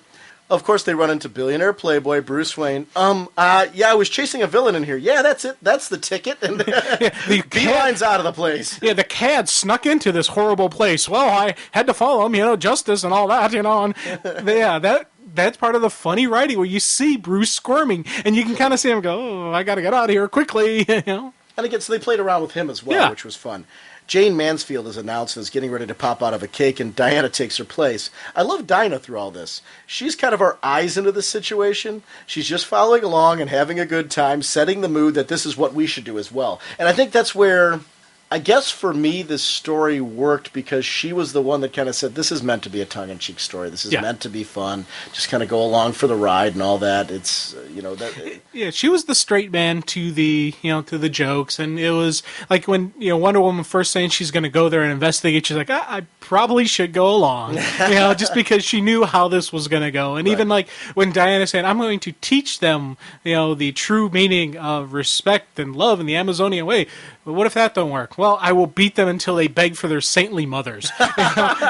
You knew it was going to be a joke. You knew it was going to be a fun story, and it was. It just, Diana jumps out of the cake with the intention of promoting equality and asks men to raise their glasses in support. Okay, let's be real here. This Diana is an Amazon. She is a very imposing presence. If she jumps out of a cake all ready to fight, I'm going to raise my glasses to whatever she says. Because, I mean, this one, she's a very powerful presence. Those men had the butt kicking coming to them. They had it coming. Yeah, they did. They asked for it. You know, you throw down with her, you better expect to get hurt. Humorous but impressive. A guy sets her breastplate on fire. She takes it off and beats him with it. Let this burning breastplate serve notice of your villainy and bear witness to your destruction. It was a fun story that took a humorous look at some real issues from the era. And they were real issues of the era. I love this. I love satire. And I read this as satire. And it was meant to tell you how silly that era was and how silly those views were. And I took it as that versus being disrespectful to the issues. And I did like the fact that they had Gloria Steinem was in the actual audience. She was writing notes, you know, and all that. I was like, yeah, and she was like, yeah, she was the person who led the whole Burn Your Bra campaign type stuff with the, you know, was it the National Organization for Women and all that. So I like the fact that they actually had the person from Women, and it was like, this was her motivation. This was where she got the idea for that. Oh, okay, yeah, that's a good idea. So there was that nice tying in, you know, into what the actual women's suffrage was going on and like that. Right. So it was an interesting take on the era. I enjoyed all three stories, but the opening one was by far my favorite as it tied directly into the movie and the original storyline to offer an expanded relationship of the Trinity, which to me was, you know, I'm like, yeah, if you're going to pick up, if you haven't picked up this special and you either watched the movie or read the 6-issue series or both, pick up the special. You don't have to have read the original series to have enjoyed this one-shot special. It's very self-contained. It expands upon threads that are contained in both versions, so you'll really enjoy this story. I considered it well worth picking up for all three stories. I really enjoyed. So it was a good one. I'm glad we got a chance to talk about that. Jim, why don't we go to some forum comments and take a look at what the listeners had to say about New Frontier.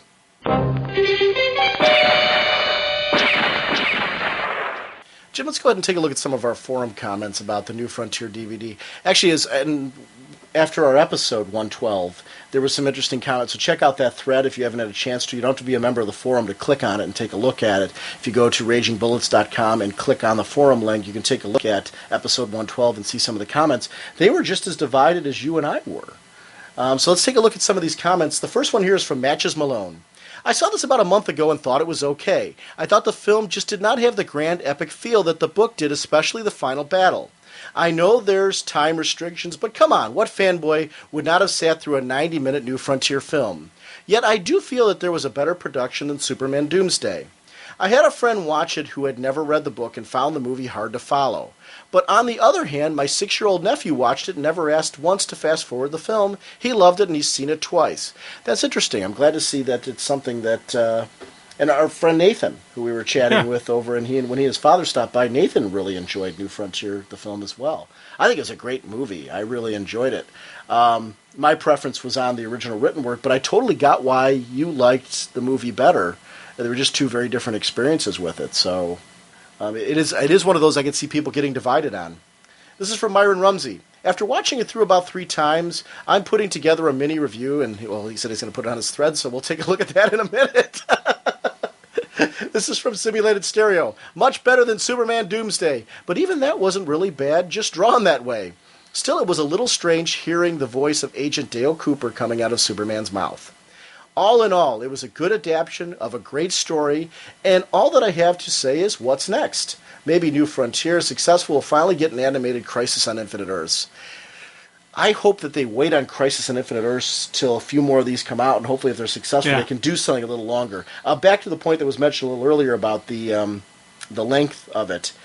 These are very expensive to put together, so they announced, when they originally announced these, they said they were going to be like these 75-minute, around that ballpark films, and that was the reason why they have to, budget-wise, they have to stay within that time constraint. So they made some sacrifices of taking some things out, but I agree with your thought that they put together a very cohesive Justice League film that worked very, very well. I'm glad that they pulled out threads that, like, went together, you know, pulled out a lot of the Flag stuff, pulled out the Loser stuff, things like that, that don't take away from the story of the characters that they kept in the film.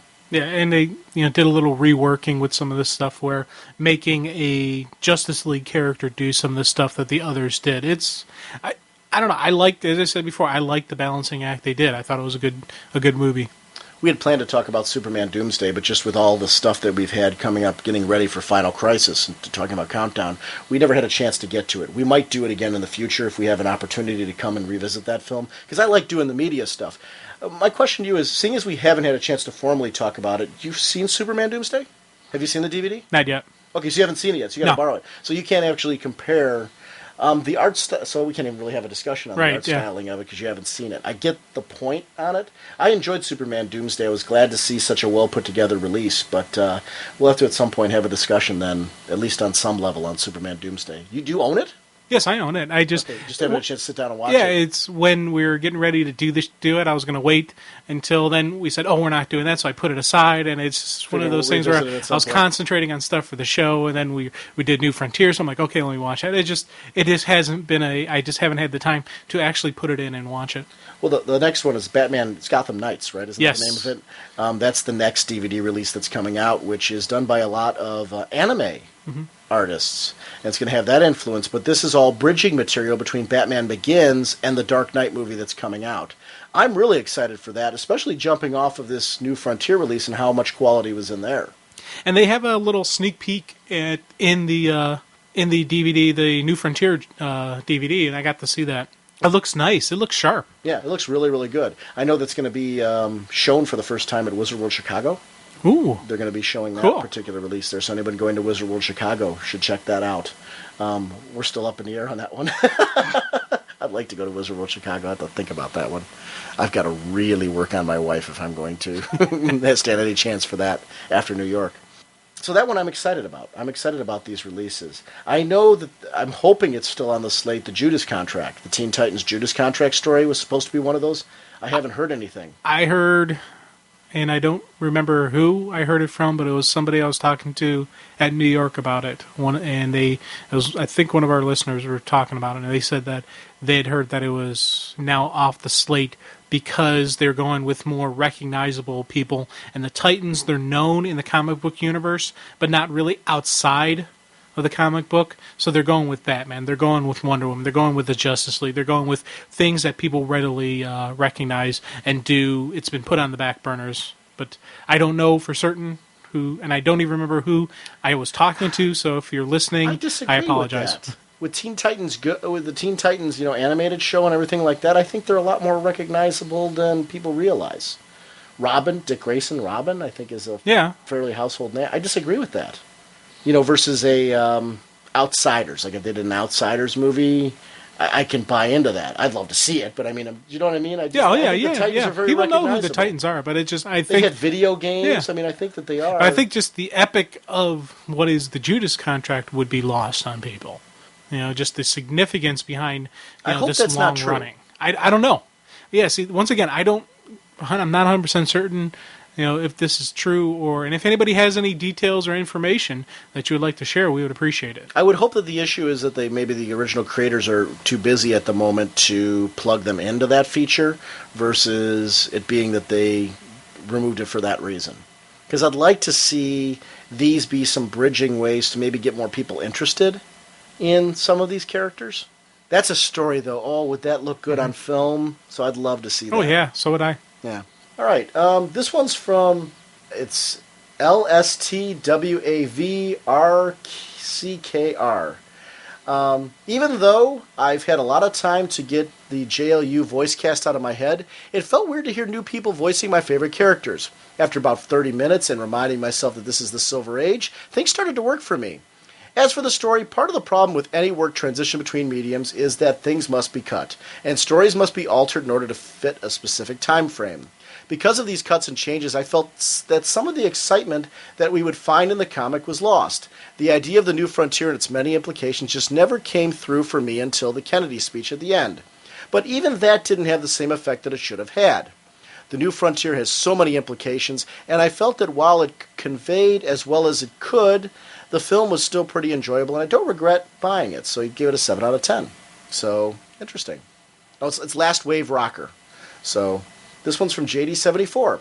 I just watched it yesterday, and it was amazing. I have to admit that I have never read the original series done by Darwin Cook, but I so want to get it now. First of all, the artwork is just amazing. I love Darwin's art style, and it translates very well into this movie. The actors who do the voice acting are just outstanding. I thought David Boreanaz as Hal Jordan was fantastic. He just nailed Hal's overall attitude, and I loved it. Lucy Lawless as Wonder Woman was a no-brainer. I mean, as Xena, she was Wonder Woman.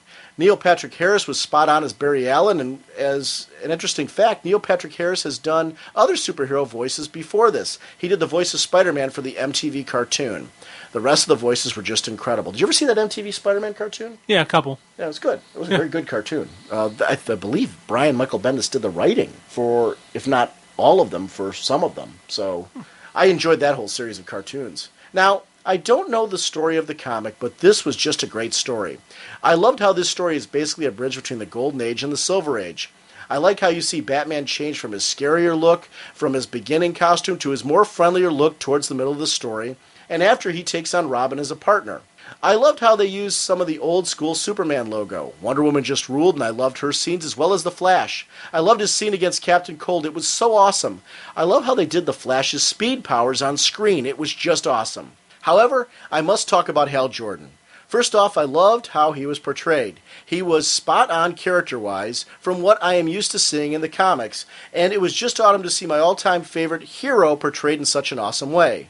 I would say my only problem with the entire movie also has to do with my favorite character, and that was you didn't see him do enough with the ring as Green Lantern. Hell, you don't even see Hal as Green Lantern all that much until the end, and I would have liked to see him more and use the ring a bit more. Overall, this movie was the best animated movie I saw from any company. I loved this. I get that they had to get as many heroes into this as they could, so the screen time for the different heroes was different, like not seeing any Aquaman until the very end. But overall, this was just a fantastic movie, and I loved it. Even more so, I would love to see a sequel to this movie where you could see the Justice League of America really fight side by side together against some enemy. That would be awesome. My only real regret was that I got the 2-disc edition at my local comic shop and not at Best Buy. I say this because I would have loved to have gotten the Hal Jordan action figure that Best Buy was offering. Oh well. Yeah, I got mine from Amazon.com, so I didn't get the action figure either. Where'd you pick yours up at? I got mine at Best Buy. They didn't have an action figure. Well, they saw you coming. And they're like, here's a sucker. He'll just buy it no matter what toy we give him. They didn't give me any toy. They didn't. I just got the movie, and I got it at Best Buy. Uh-huh. I feel cheated. Oh, man. Would you put the figure on display? Yes, I would. Okay. I put it right next to my HeroClix that Ian's got me buying. Oh, that's right. You bought HeroClix at the New York Comic Con.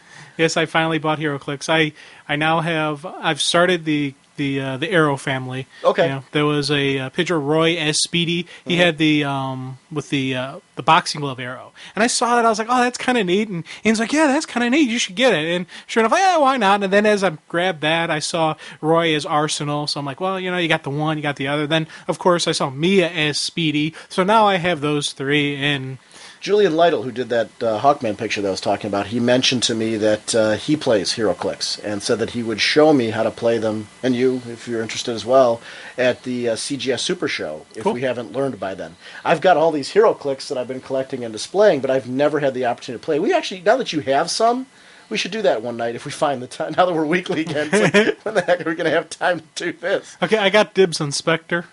Okay. Well, I might have the Anti-Monitor by then with the way our timing's going with this, because they have they solicited an Anti-Monitor set, which is like $29.99 or something like that. I'll have to take a look at it. I don't hear you. Yeah. No, I'm just sticking with sets. Like the new sculpts are great though. The newer ones that are coming out in this newest batch, they're really kicking up a notch on the sculpts.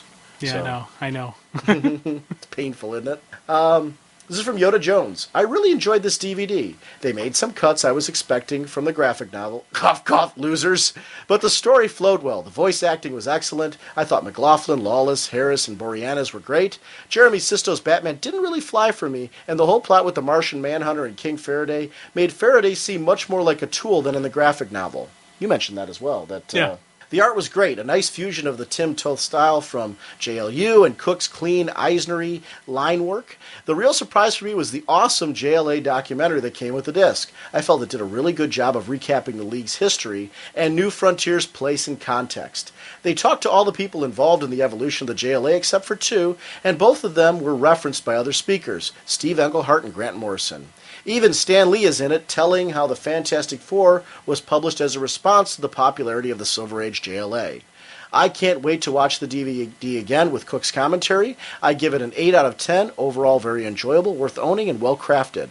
You know, as he mentions that, did you watch it with the commentary yet? No, but I've heard a bunch of people have told me you got to do it, and it's really just a nice added-on director's cut type thing that I will be doing. The one thing I have not been able to do, especially with the amount of prep we were doing for the episode, I haven't had a chance to read a lot of his commentary that's in the back of the Absolute as well. There's a whole commentary segment in the back of there that I would love to read and get through and enjoy. Nice little bonus in that edition, which you expect when you're buying that edition, something meaty in there that you're going to get extra. So, yeah, I'm looking forward to doing both. It's just a matter of finding the time to sit down and do it.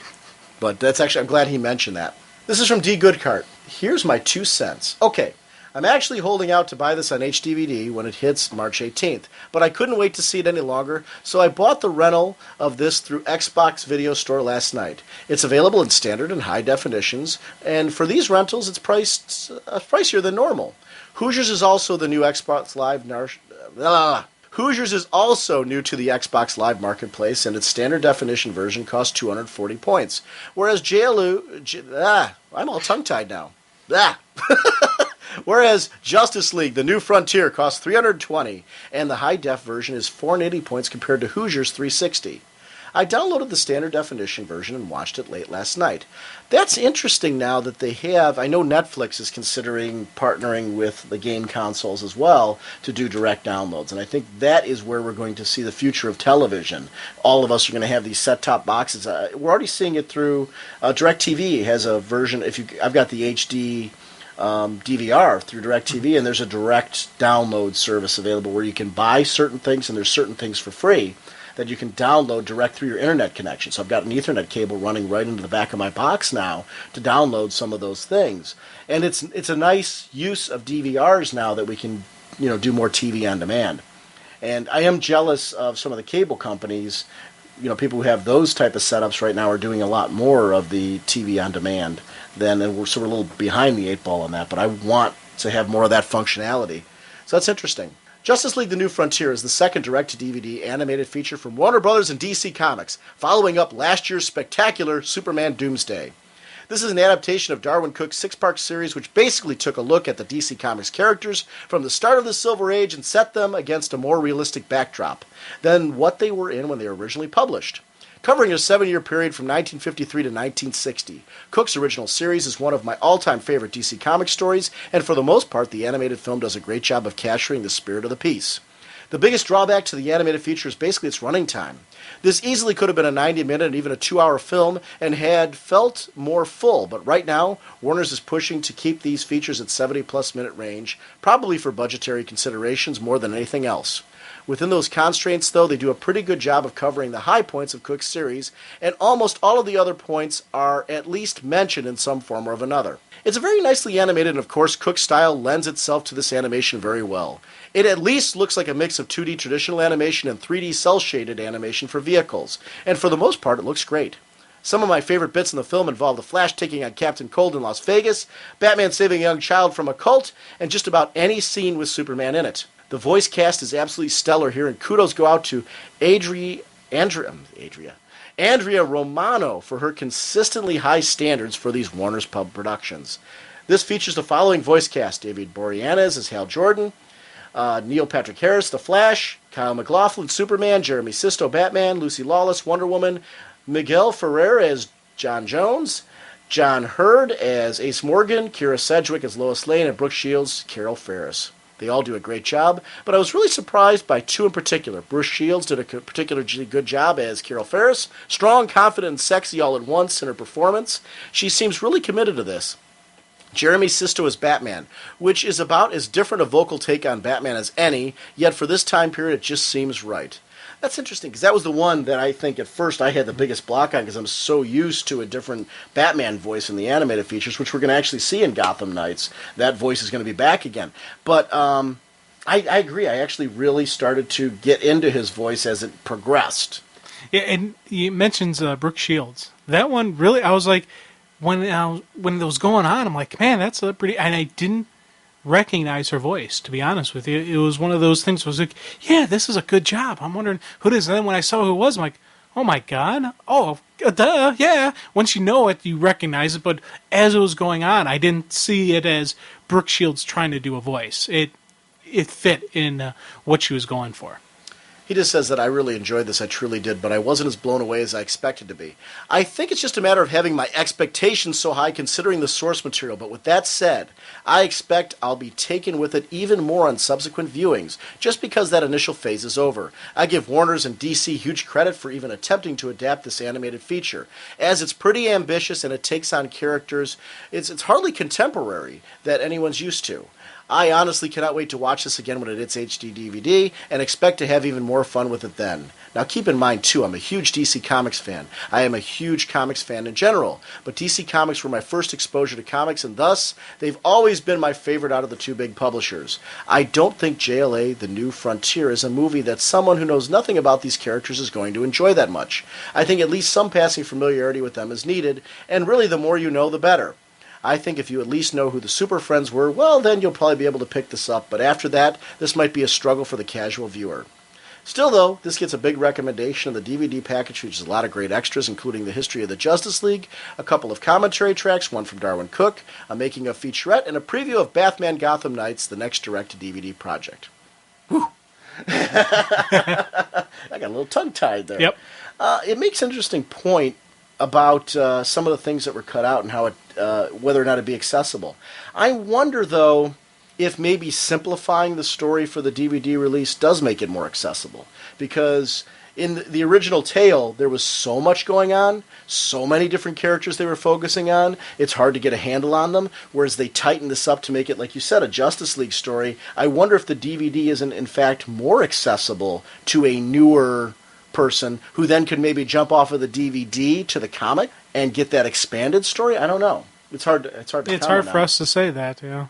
I will say, if you weren't blown away by it, if you haven't reread the series, I would watch it and go reread the series. I found that, to me, gave me the biggest bang for the whole thing. I will find when I watched it as the initial time as well, I wasn't as blown away by the DVD as I was expecting to be. But then when I reread the series, then watched it again, it was like all of that coming to life, and I really enjoyed kind of filling in the blanks on some of those stories that were missing from it. I did find it interesting, though, how much you enjoyed the DVD more. Yeah, and it's... and which added to that experience for me. And it also did escalate secondary and third watchings after reading, the comics. So it's just to add to your point about how, if you've seen only one, if you've read only one, the other one is a nice, follow-up. Yeah, and JD74 just follows up and says he wanted to clarify that while he wished there was more Hal Jordan as Green Lantern, the scenes with Hal were so awesome. Wraithmaker from the Geeks Unite podcast just says, The New Frontier was fantastic. This is coming from someone who has yet to read the story, so take that with a grain of salt. I thought the voice and characterizations were great stuff. I've sold this movie to everyone who asks about it at Midtown. Yeah, I'm interested. I really like seeing that there's so many people who this is their jumping on point to the New Frontier story. So I'm hoping this generates more comic readers. What I would be interested to see is how many people bought this that were not comic readers already. Because I'm hoping that some of these opportunities, even if it's only a small group of people, I'm hoping that these are something, maybe it'll bring people to try out the comic. I'm going to guess, and this is just me making a wild guess, sure. I would say most of the, if not all of the people buying it are comic book readers in some way, shape, or form. They're not... no comic book experience. They have some tied to the comic books. Let's go ahead with Homer Jedi. This movie was great. 8.5 out of 10 stars. I also have not yet read the story, but I really enjoyed this movie. Haven't yet watched any of the special features, so I cannot comment on any of these at this time. Everyone did a fantastic job on nailing down the characters, from voice to how they were drawn. Love Superman's costume. I think DC knocked it out of the park with this one. Myron Mumsey said that I meant to do this sooner, but better late than never. When I first heard that New Frontier was going to be made into a direct-to-DVD film, I was both excited and a little wary. New Frontier is one of the best stories that DC has ever published, and as a die-hard Hal Jordan fan, I was really happy in the prospect of seeing a great story that has a lot of Hal in it on the screen. But at the same time, my concern over how the art would translate to film and how the story of such magnitude would fit into the time constraints being put on one of the DVD features without losing something vital. Having watched the DVD 4 times now, I'm happy to say that most of my concerns were for naught, and we have probably what is the best direct-to-DVD comics film put out so far. To say that the people behind the scenes took great care with this project would be an understatement. You can tell that Bruce Timm's crew holds this story in great reference, and having author and artist Darwin Cook helping with some of the translation really ensured that authenticity was maintained and the story's heart was well preserved. At times it appears like the film moves through panels of the actual book, the filmmakers making such great effort to make sure that the viewer gets the feeling that this isn't just a DVD but a comic book brought to life before our eyes. The visuals are stunning, and the fact that the filmmakers kept it authentic as much as hand-drawn makes you think New Frontier is a long-lost feature-length Fleischer masterpiece. And the music captures the wonderful story and era perfectly. I can't comment again on the Fleischer stuff. I mean, that, if you haven't checked those out, they are so cheap to pick them up at Best Buy. There's various collections of the Max Fleischer Superman cartoons. Animation-wise, they hold up today as just being stellar masterpieces. You haven't seen those? I think I have some. Do you, the Fleischer cartoons? I think so. I'm not sure if... I have some... I know I have... Because when I was actually... after I picked up New Frontier, I was back at Best Buy looking for some other stuff, and I saw some Super Friends, some older, I'm like, let me try picking up just because I was kind of in that nostalgic mood, so I picked up some, so I may have some, I just haven't had a chance to sit down and watch them to know for certain if I actually do have them.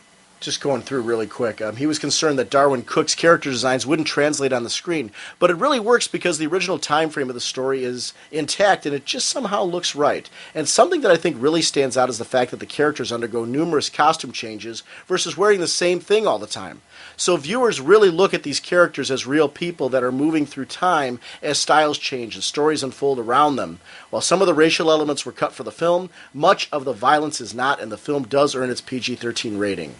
The voice acting is top-notch, he mentions, but my initial concern with the length of the film is somewhat justified. While I had no issues following the story because I had read it a number of times, my family did not have that going into the film, and I found myself having to explain some of what was going on and the importance of some of the scenes to them. And that's the criticism I have of both DC DVDs so far. The stories done are so epic, and to fit them into the 70-minute time frame means that a lot of story ends up being excised, and you cannot help but lose some of what the story is worth being adapted in the first place. Now, that's something I'm going to throw to you, though. Yeah. You did not read on any level New Frontier before watching the DVD, right? Correct. Did you find any confusion on any of the story elements? There was some stuff, okay. Like with the retirement of the JSA, with the death of Our Man. Now, later they did explain what happened, but that opening segment, that because it was a great just bam, bam, bam, flashing of the different kind of news articles and whatnot. After I had read the comic book, I knew what the symbolism actually meant and what the story foretold. Whereas when I first sitting through it, I'm like, okay, that's JSA. Okay, that's Our Man, isn't that? I saw the hourglass and I kind of recognized the shape, but I didn't really know what happened to him. Then later on, they say how Our Man's dead. I'm like, oh, okay, that's what we saw. Okay, yeah, I remember seeing that from the beginning. But the first initial sit down, there was some unknown elements there. And he just comments as he goes on further that the positive changes to the story were giving the center a voice, and it was hard to have a villain in the film like this that can't interact with the protagonists. Keith David's voice for Halo players, he's also the voice of the Arbiter, was perfect for the part. And the use of the center speaking through other characters helped hold the story together, something which could have been a much bigger problem since most of the New Frontier moments don't intersect until the end of the book. While that works fine in the print medium, it would not have worked well in a film. And I'm going to cut down on his comment right there because it actually gets rather lengthy at that point. But I did like the fact that the center had a voice, came to life, and I totally agree with him on that. As we go through some of these other comments, just because we're running short on time, and I've got to get this episode out tonight, I'm going to go through and just real quickly grab some comments from the remaining people who have posted here, like Jeffrey N. There were things that were identical to what took place in the book. There are so many to name, but I can think of a few off the top of my head, such as The Flash versus Captain Cold, Superman and Wonder Woman's confrontation, and Martian Manhunter's origin. The things that were modified, some were minor, others have a bigger significance. For example, Martian Manhunter never met Batman in the cave, and Superman didn't meet Batman in the cave either. Batman was not the one who brought Ray Palmer into the group. That was Adam Strange's contribution. Faraday was the individual who shot Flash. Hal never went on the mission to Mars, and Hal was supposed to use the ring poorly before he used it against the Center. In addition, we weren't introduced to many Silver Age heroes, the scenes that was intended to define. The Challengers, the Losers, the Suicide Squad, Adam Strange had minor roles in the story, but they were put in the backseat in order to focus on the better-known characters. The changes made to the animated feature might cause the in-the-know to grow upset, but it puts those who are not familiar with the source material in a better position to appreciate this DVD release. The DC and fanatic of me would have rather seen them make a 2 to 3 hour feature that details what Darwin Cook originally created in New Frontier. The realist in me enjoyed the DVD, acknowledging that it is merely an adaptation of the source material, with changes imposed due to the nature of the new medium and the audience in which it was crafted. The other thing is, I liked better in the DVD, and I will say this, Hal Jordan's Abin Sur meeting. I thought that was, it was great to see that moment come to life on the DVD. From Wood, he says, great comments so far from everyone. One thing I'm surprised that hasn't been mentioned before is New Frontier is not kid-friendly. That may seem like a no kidding for some of you, but as a father of 2 young boys, 3 and 5, who love the Justice League, my wife put the DVD in for them thinking it was just a new movie with the JLU cast. Much to our dismay, we hear the term son of a bitch, and more importantly, we see pretty graphic violence at the outset. The center blowing his head off, Hal Jordan shooting a guy and the blood splattering on his face. Those who read Cook's masterpiece may have known a true adaptation would be PG, but I'm betting a lot of parents wouldn't realize the situation until their kids had already started watching the movie. Now that that's out of the way, what did I think of the movie? Liked it a lot. The animation wasn't as crisp as Cook's, but worked very well. And yes, while many key scenes from the comic were omitted, I love how the movie took great pains to insert Easter eggs that acknowledge the missing parts. All in all, I thought it was light years better than Superman Doomsday, and one of the most entertaining comic book movies in a while. Compare this to the Marvel cartoons of late, Iron Man, Ultimate Avengers, and Doctor Strange, and it blows them out of the water, and he gave it a 7 out of 10. I'm going to skip ahead to, just because he mentioned something here, to Kendra Ben Smith's comment. First, I definitely want to echo the rating warning. It's PG-13 for a reason. We have been getting JLU from Netflix, and I had to explain to the Munchkin that she could not watch this Justice League. I am somewhat ambivalent about this movie. First, I did enjoy the actors and the animation. It felt right for the period it was portraying, and I thought that the voices were very good. Though it was a little weird to have the discovery moments during the movie. Hey, that's Angel. Hey, that's Xena. It was hard to hear the characters again after that. Now, I have not read the graphic novel, and I feel like maybe that would be helpful. The storyline felt very disjointed. I felt I knew a whole lot more about Hal Jordan than I really needed to. Ultimately, I had no idea what was going on with Wonder Woman. It felt like a Green Lantern story with some other folks thrown in for a battle. Not having read the book, I wondered if there had been more that had been cut, and I felt no desire to buy this DVD or even watch it again. That's an interesting perspective from it. Let's talk first, just because it's mentioned by a few other listeners too, the ratings. I'm glad, first of all, that they labeled this PG-13, because that's a perfectly appropriate rating for this. Mainly because of the fact that, and they actually prominently placed it on the packaging of the DVD, that it was the first Justice League movie to receive a PG-13 rating. I think they were really trying to broadcast that, hey, this is more violent than what you're going to be used to.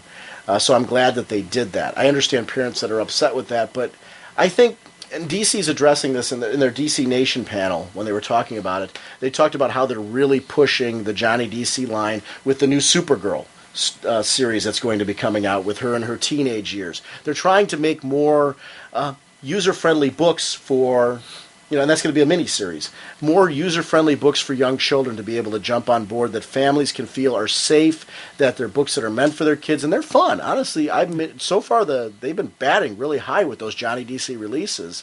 I've stuck with them so far. The new ones, Tiny Titans and Super Friends, I'm still sticking with them. Tiny Titans especially I'm stuck with. I mean, that's one that I think is kind of got a universal family appeal to it, so I'm really enjoying that.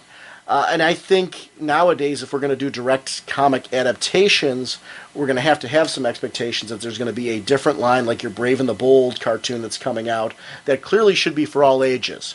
That new Batman series that's going to feature Batman teaming up with a whole bunch of different characters. That should be very different than, for example, the Batman Gotham Knights movie that's going to be coming out, which I'm expecting is going to be, because it's bridging material between Batman Begins and The Dark Knight, it's going to be much darker. Parents are going to have to be a little more wary of that one for their kids. If you can see Batman Begins or The Dark Knight, you're going to be fine for that. If you feel your kids are a little too young for that darker take, you're going to want to keep them in the Brave and the Bold cartoon that's going to be coming out. So I think that there's different medium now for these characters, just like the comic series Right. approach different levels for the kids. So that's interesting. It was interesting to hear her commentary on where the story felt a little disjointed for her, which I can't comment on other than that. I wonder if there's anybody else that kind of had that feel from it as well, being that it was more Green Lantern focused than Wonder Woman. I can see that. Yeah, I can see. I can. And as I said, I had a little bit of problems in the beginning as well. So it's yeah. This is from Ziggo. I think this movie was amazingly well done for what it was. I wish it was longer so they can incorporate more things, but for the time limit that they had, they did a fantastic job. I also love how a lot of the scenes were direct panel-for-panel interpretations, which is rare for a comic book movie. I remember picking up the graphic novels after I saw the sneak peek during the Doomsday movie, and as I was reading the graphic novel, I remember saying to myself, I hope they show this in the movie, and this, and this, and this, and they did. What really satisfied was the end scene with J.F. Kennedy's New Frontier speech. What a way to end something. And Ziggo is the host of the Comic Tube Podcast. So if you haven't checked that out, check out the Comic Tube Podcast. And this is from Mart. And I'm just going to kind of go through real quickly on some of these other ones. He said it was fun to watch, but could use more of an artistic bent to tell me exactly what the heck was going on with the facial shading.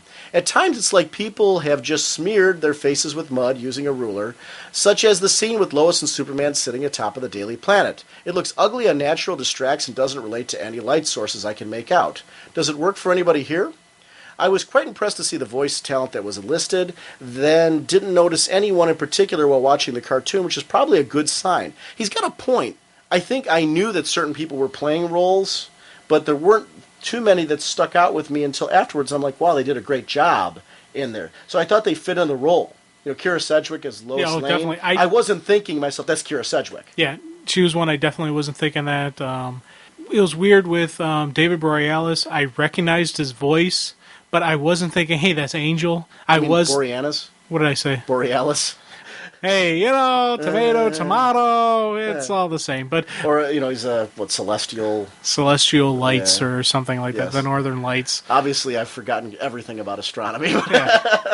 But I wasn't thinking, hey, that's Angel. I was thinking that's Hal Jordan, and it's I don't know. I liked the voiceologies they used.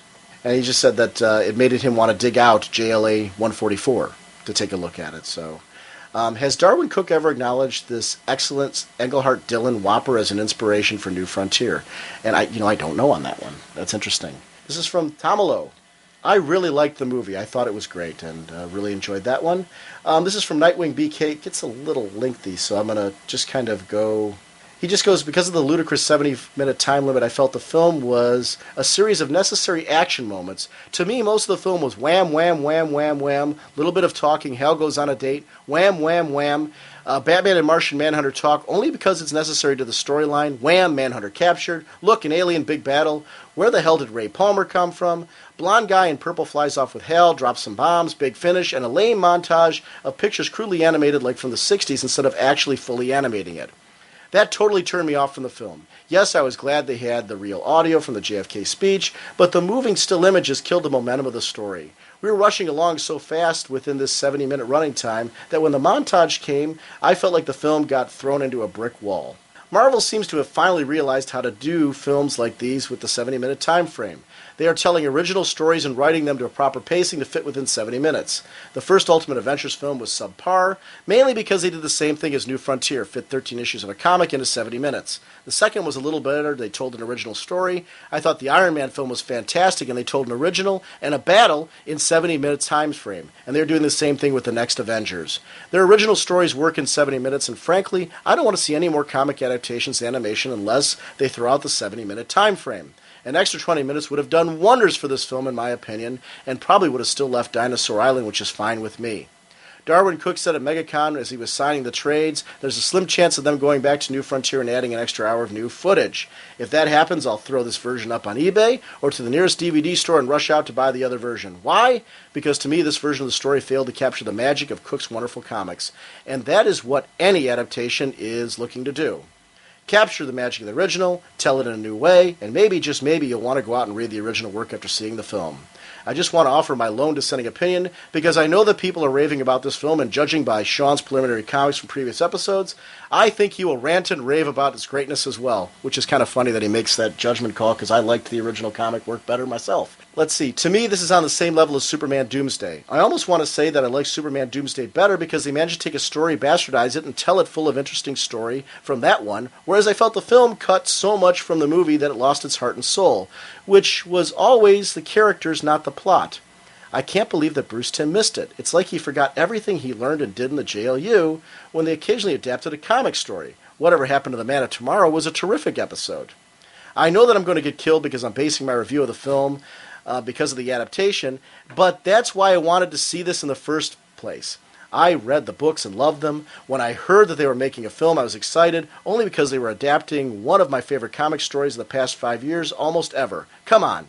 Tell me you weren't psyched to see this film because it was New Frontier, and you'd read the books or heard how good they were. There was nothing in the trailer that said that this would be a brilliant story. You saw this based on the books, so I say I can't judge it by that standard. You know they will judge the Watchmen movie in the same way. Anyway, now I'm rambling. Looking forward to the Blue Beetle segment with you guys. Wink, wink, nudge, nudge. Whew. I gotta say, I completely disagree on that. I really enjoyed the film. I agree that I liked the comics better, but I think that the cuts that they made, they did a great job of cutting out full segments with characters versus rushing through things. Like, the stuff from Hal Jordan was all there. You know, with a few minor tweaks like sending him up into space with Flag instead, Right. but that was necessary because they took out all the stuff with Suicide Squad, the Challengers and all that, specifically so they could focus more on the characters that were there. The Martian Manhunter story was completely intact. Well, there was a little bit more of the interaction between him and Faraday was taken out, but they kind of covered Faraday's backstory wasn't in there. Right. So they kind of covered it, but they didn't. So, but it's still, they had enough of him in there that I don't think they really took away from the spirit of the story, and with the Manhunter and like just the essence of it.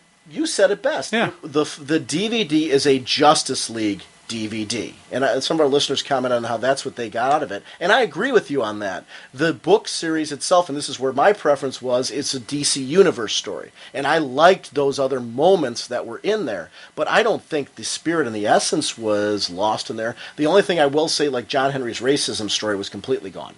Yeah, that was a nice one. But yeah, you understand why they did it. I understand why they did it. Well, I would rather they yanked those segments completely than to put them in and do what he said. Because he was saying that they crushed things together. The John Henry racism story, there was no way to do it justice in that time frame, so don't put it in at all, and just tell a very good Justice League story where they talk about communism and the threats of freedom that were coming from it. That, I thought, that sense of fighting for freedom came across in the film, and I think that was the cornerstone in there. I think they did leave out some of Darwin's threads, like the racism story, on purpose because they weren't going to do it justice. I would love to see, I don't see them going back and reanimating and re-release it because the cost alone to throw another hour on this film when the cost of the 70-minute film had to have been staggering. You know, I mean, with the voice casting they had and the amount that it cost to put down, 70 minutes of animation is incredibly expensive. Yeah, and I don't see them doing it. I see them, hopefully they'll concentrate on, other stuff. And I do agree that I would have liked to have seen it a little bit longer. Yeah, I would have liked to have seen a 90-minute movie or even a 2-hour movie. I would have easily sat through and watched it and enjoyed it, but there are limitations and you got to stick with it. It's a tough call, but in the end, I feel that the story that I got was a complete story. I felt that it was true to the spirit of the comic and whatnot. I will say this, I enjoyed this much better than Superman Doomsday, which I enjoyed. I enjoyed Superman Doomsday, but this was something that I think it's so nailed, the comic story, that I enjoyed it much better. I did like the comics better, but that's, we went through our episode and I explained why I liked those better. I think he's being unnecessarily hard on it, though. I don't think it was as bad as he's saying it was. I'm like, wow. at this point, I've got to stop here, so I apologize to anybody if I didn't get to your comments. We're actually on this episode at 2 hours and 19 minutes, and that's without putting in the Gail Simone panel and some stuff from New York that I really want to put on this episode. I want to thank all of you for participating in this forum thread. I wanted to try to get in as many comments as I could on this particular segment because there's a lot of different views on this one. Some people like Kendra Ben Smith and Brent really, this one they felt they were a little bit more disjointed. So Brent's not the only one that had those feelings, and there were other comments where people were disappointed in the release. There's other people that are falling on the side of you where they liked the DVD release better than the comics. There's people who are falling on the side of me where they like the comics better. I don't know if there's a right or wrong answer on this. It's one of the things I like about the comments is we can get comments like Kendra's and Brent's in there, comments who are kind of on your side of the fence, comments on ours, and kind of maybe have a whole little commentary on this whole thing and share it because I'm sure that out of the 2,000 listeners that listen to our show, people are all over the place on this one. So there is a correct side, mine.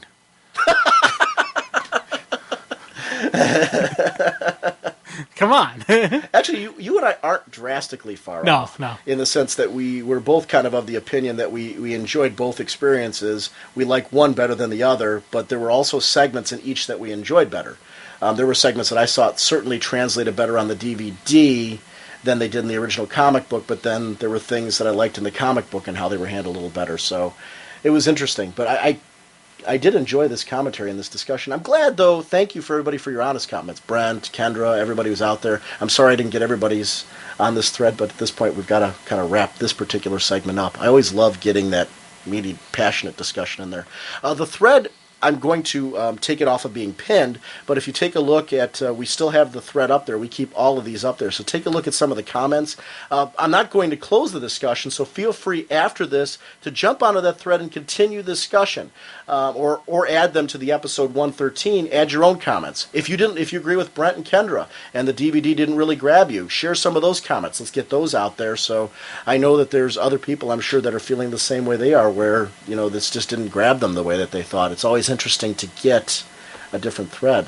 I guess I never expected anybody to have such a violently negative reaction to this DVD because I thought it was really a well done adaptation. So I wouldn't say violently passionate response.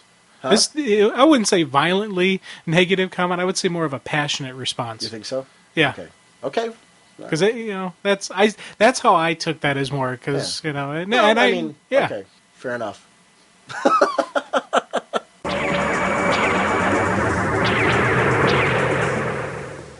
I want to remind everyone at the end of this episode, speaking of listener content, it's one of the reasons why I do want to wrap this up. We're going to start getting some of you on there from the New York Comic Con. What we did is as we got a hold of listeners and we got the chance to start recording them, we got some of your comments on books that you're currently reading and enjoying right now. You're going to see some overlap between listeners where they were enjoying the same things, sometimes for the same reasons, other times for different.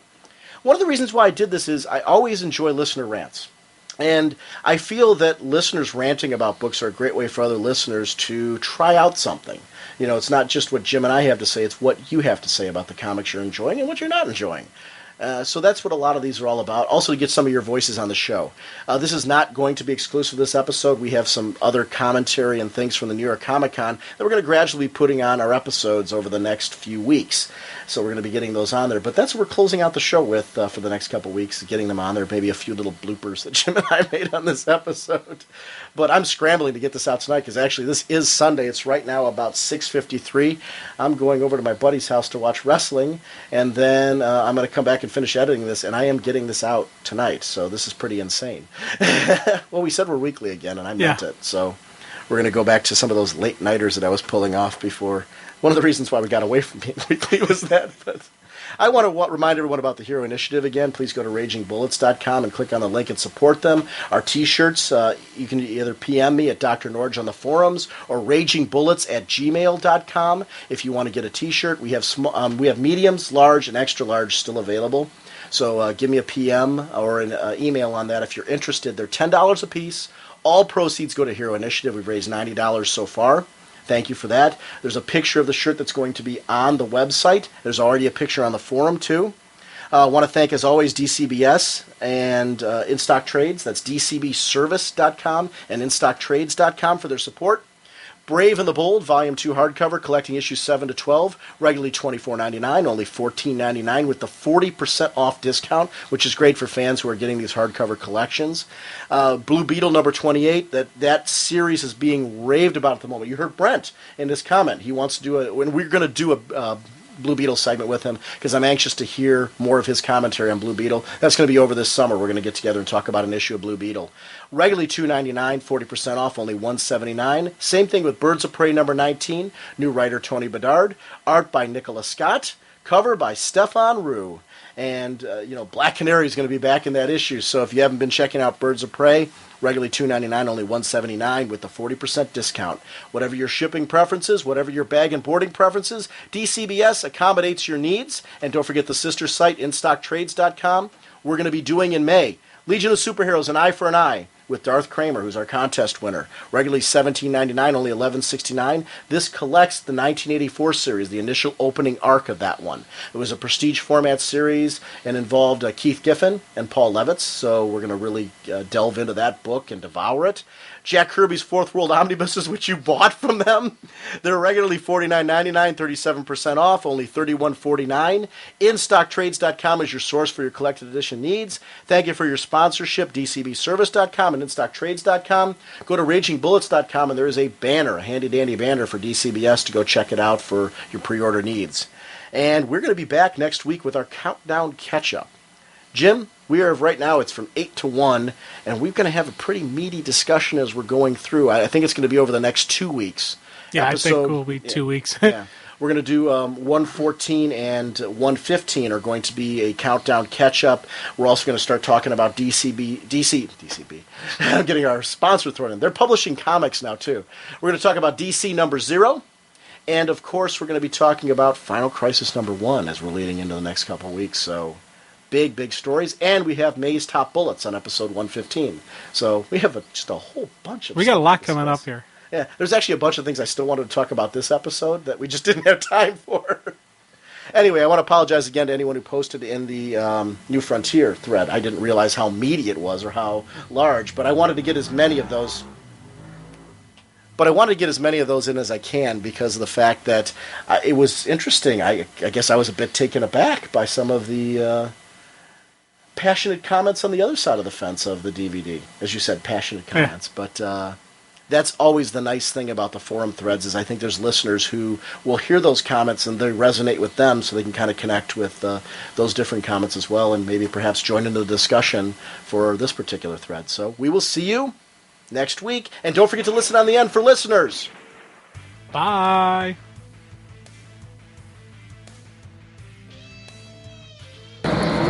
We're here with Chris Niesman from Around Comics. And Chris, we got to talk about it, buddy, because you guys are back as a Friday, and you just got done telling me that you have the bug anyway. Oh, so what? We weren't supposed to talk about that. Well, this won't be out till after your episode anyway. So you guys will be back before this airs. Absolutely. But welcome back to Around Comics. Can you tell us a little bit about what you guys are going to be discussing, or? We're going to get back to doing what we do well, and that's talk about comics and have fun. And right now, the immediate plan is that myself and Tom Caters are going to be back we're going to record every other week. We're going to have 2 new guests on the panel, and we're going to put out an hour episode every week, Monday, Tuesday, haven't figured out yet. And Sal will be back. Eventually, he's got some other stuff going on, but Sal's not gone for good. Scotty's moved out of the Chicagoland area, but he will probably be a reoccurring guest hopefully as well. So, we'll get the old crew back together in full force from time to time, but we're gonna really get back to that revolving round table, dipping into the well of Chicago area creators, guys like Mike Norton and Tim Seeley, and that whole crew, Dave Wacker, already talked to him. So we're gonna have a lot of our old guests, John Suntress. So look for a lot of the old voices that you heard in our first 2 years. They're gonna be back as reoccurring guests, and we're just gonna have some fun conversations. So you guys getting back to your roots? Yes, absolutely. It's back to basics. So it's we're recharged, ready to talk about comics again. I'm looking forward to it. Right after we get started, though, it's going to kind we're probably starting a couple weeks too early. It's going to kind of jumble up the schedule a little bit. We're going to be the official podcast of the Emerald City Comic-Con. So we're heading out to Seattle, and we're going to do a ton of interviews. Scotty's actually an exhibitor out there, but it's going to be me, Sal, and Tom. Scotty will drop by, and it's going to be a lot of interviews, talking with industry pros, and doing yet another convention as we get into convention season here. That's great. Well, welcome back, buddy. As a friend and a fan of the show, I missed you guys, so it's great to have you back, and congrats. All right. It's Raging Bullets is always one that I listen to and go, you know what? This is what it's about. You guys love comics. You celebrate comics, and that's what it's about, and that's really why we took our break, and it's why we're coming back, is that we wanted to get recharged, and we want to celebrate comics. So you guys are an inspiration to us in that, because you can tell whenever you listen to your show, these guys love comics. So thanks. Well, you think about years ago when we all got to know each other, that's how we got to know each other as fans before we even picked up the mic. So it's great to have that back. So welcome back, pal. Absolutely. You going to be in Chicago this year? I'm working on that one. I'm hoping. My fingers are crossed on it. So it wouldn't be a Chicago show without you, so we'll be there. All right. Thanks, man. Hello, Sean and Jim. Hello, man. I'm here with my friend Ethan, Evan, I forget what his name is, but he just got done watching New Frontier. So why don't you tell me about New Frontier? Would possibly be the best movie, comic movie I've ever seen. And Nathaniel, by the way. The joke here is, last year when he came up to me, he was talking to me about the fact that I mispronounce names, which is really a very true fact on the show. So every time I see him now, I call him something different. Nathaniel, what did you like the most about New Frontier? How it stuck to the comic the most. I think it, out of all the other movies that I was complaining that it didn't stick to the comic, I think this one stuck to the comic the most, except for the first issue, which was, which they pretty much cut out the whole entire movie. Do you have a favorite character in New Frontier? Somebody that you just said, wow, this was my favorite character that I like seeing in New Frontier? No doubt Hal Jordan. What did you like the most about seeing Hal Jordan in the movie? Like, what were some of your favorite segments with Hal Jordan? When the plane he's driving crashes, and he says, when he tells the ring, you're working on the engine, I'm driving. Get it, got it, good. That's great. Dan, I got to ask you a question. Your son's really into comics. You know, how is it for you to be able to share this hobby with your son, to be able to come to a con together and enjoy this? Oh, it's great. And I've been into comics since I was his age, and especially with the stuff that's coming out right now, where I sort of grew up. I was 16 when Crisis on Infinite Earths came out, and all the stuff you get really excited about when I was in high school, like Watchmen and all that stuff coming out. And I feel like we're sort of in a second period just like that with DC right now, and I get to sort of see all that stuff through his eyes, and it makes the comics even more fun for me, because comics I might not pick up, or I might think, here's a story I've kind of seen before. Seeing him get all excited about it makes me more excited about it, and I can see it through fresh eyes. It's great. That's really awesome. I am so thrilled that you guys stopped back, and I was waiting for you to correct me on your name. You put up with it for so long. I've been calling him Ethan Evan for about the last 15 minutes, and he hasn't said anything yet. So I'm really thrilled to see somebody your age getting so into comics, seeing you with a comic book related shirt on. If you had to pick one character in all of comics right now, that was your favorite, or maybe you can even list a few of them. Who are some people like right now that you said, every month I want to read about who? Right now I'm looking forward to Robin more out of any of them, and Green Lantern Corps pretty much, and also anything that Jeff Johns writes. That's fantastic. Yeah, Robin is actually Jim's favorite character. Actually, you can tell by his shirt that he's wearing right now that he is a huge Robin fan, so I'm sure you made his whole day by the fact that you just announced that Robin's one of your favorite characters. Robin's great, though. What do you like the most about reading Robin? Because not only is he a superhero, he goes through what normal teenagers would, and I think that's probably the best part. Can you kind of see yourself then, like maybe being Robin or that type of thing? Is that like what you like about it, or what is it that draws you to the character? Well, the answer to your first question is, I wish. I don't see myself being Robin. I just like that he just seems like a normal teenager to me. That's cool. It's good to hear because I love Robin, I read Robin, but I'm not a teenager anymore, so it's hard for me to see if that's what it feels like now. So I'm actually really geeking out that the writers have really gotten it with Robin, and that you're actually getting that experience with him, which is great. This is awesome. I want to thank you for coming on the show with us and chatting with us, too. It's great to hear somebody your age on there. Actually, we should have gotten you on the show last year, but I'm glad we got you on this year. So, thank you. It's been fun to be here. I love you put the quotes up. A while ago on the show, I talked about how to reach kids today, one of the ways that they need to do it is provide comics in more ways. Now, our buddy Nathaniel here, when I just got done talking about it now, just said that when he heard me say that, he was like, no way, that he's going to do it. How would you like to get your comics? Paper. I understand how they want to get kids hooked onto comics by getting on the PSPs, getting on the computer, but I know how expensive getting on paper is, but actually holding the comic and having it in your comic box and collecting this every month, I think is the best part you can get out of reading a comic. Yeah, that's spoken very well for the person who doesn't pay for their own comics, though. If he had to pay for his own comics, I think he'd be happier with digital. The fact that I'm the one who collects and buys stuff that I know he's going to like means that he doesn't have to spend his own allowance on it. If you did, you'd only be able to buy a few a month.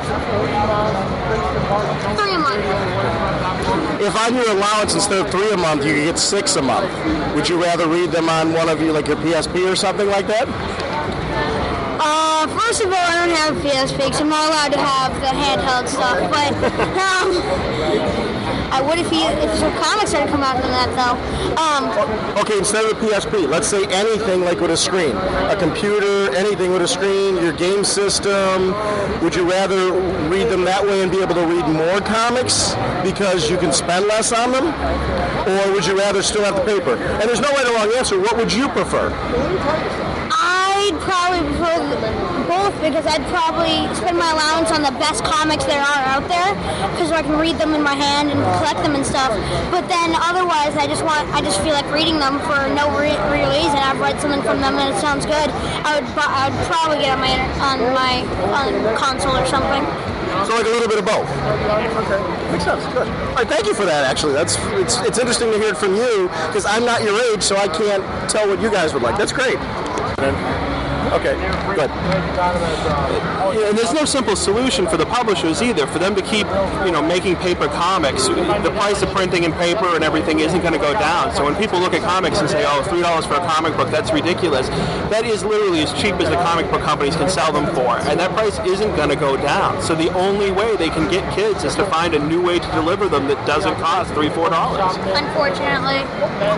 So it's not that they're gouging the fans; it's that they really have no choice. They're trying to make ends meet, and that's where the problem comes in. Yeah, absolutely. I mean, just for them to print, the cost of printing and the cost of paper goes up 2-3 times a year. I mean, it's a miracle they can maintain the prices that they do for a year or two at a time. The fact that they only raise it by a quarter every couple of years is really the best they can do. Are you against it? I'm not. You know what? I'm not against. I think comics should be available as many different ways as possible. So I don't want them to replace paper comics with digital comics. I don't want them to replace regular monthly comics with trade paperbacks. I want to see comics available more ways, not less ways. So you have a choice. Like how you said, how you'd read some paper to have for your box for your collection, but then some of them you're like, I would just like to read them digitally, and that would be fun for me. So I like both choices. So I'm more in the thinking of what you were saying, that the choice is a good thing. There are some books that I would collect digitally, and some that I would collect monthly or in trades. So I think both options have good reasons. That's cool.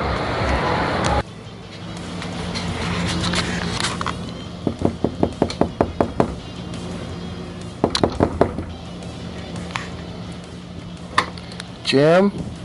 Are you awake? Are you awake, Jim? Are you awake, Jim? Yes, I am awake. Can you tell me a story? Yes. Once, there was a superhero named Hawkman. And everybody, except one... No, tell me a true story. You look like you want to sleep. Do you want to sleep, Jim? Yes, I would like to sleep right now. Okay. I'll let you sleep, Jim. It was good talking to you, Jim. Say good night. Good night.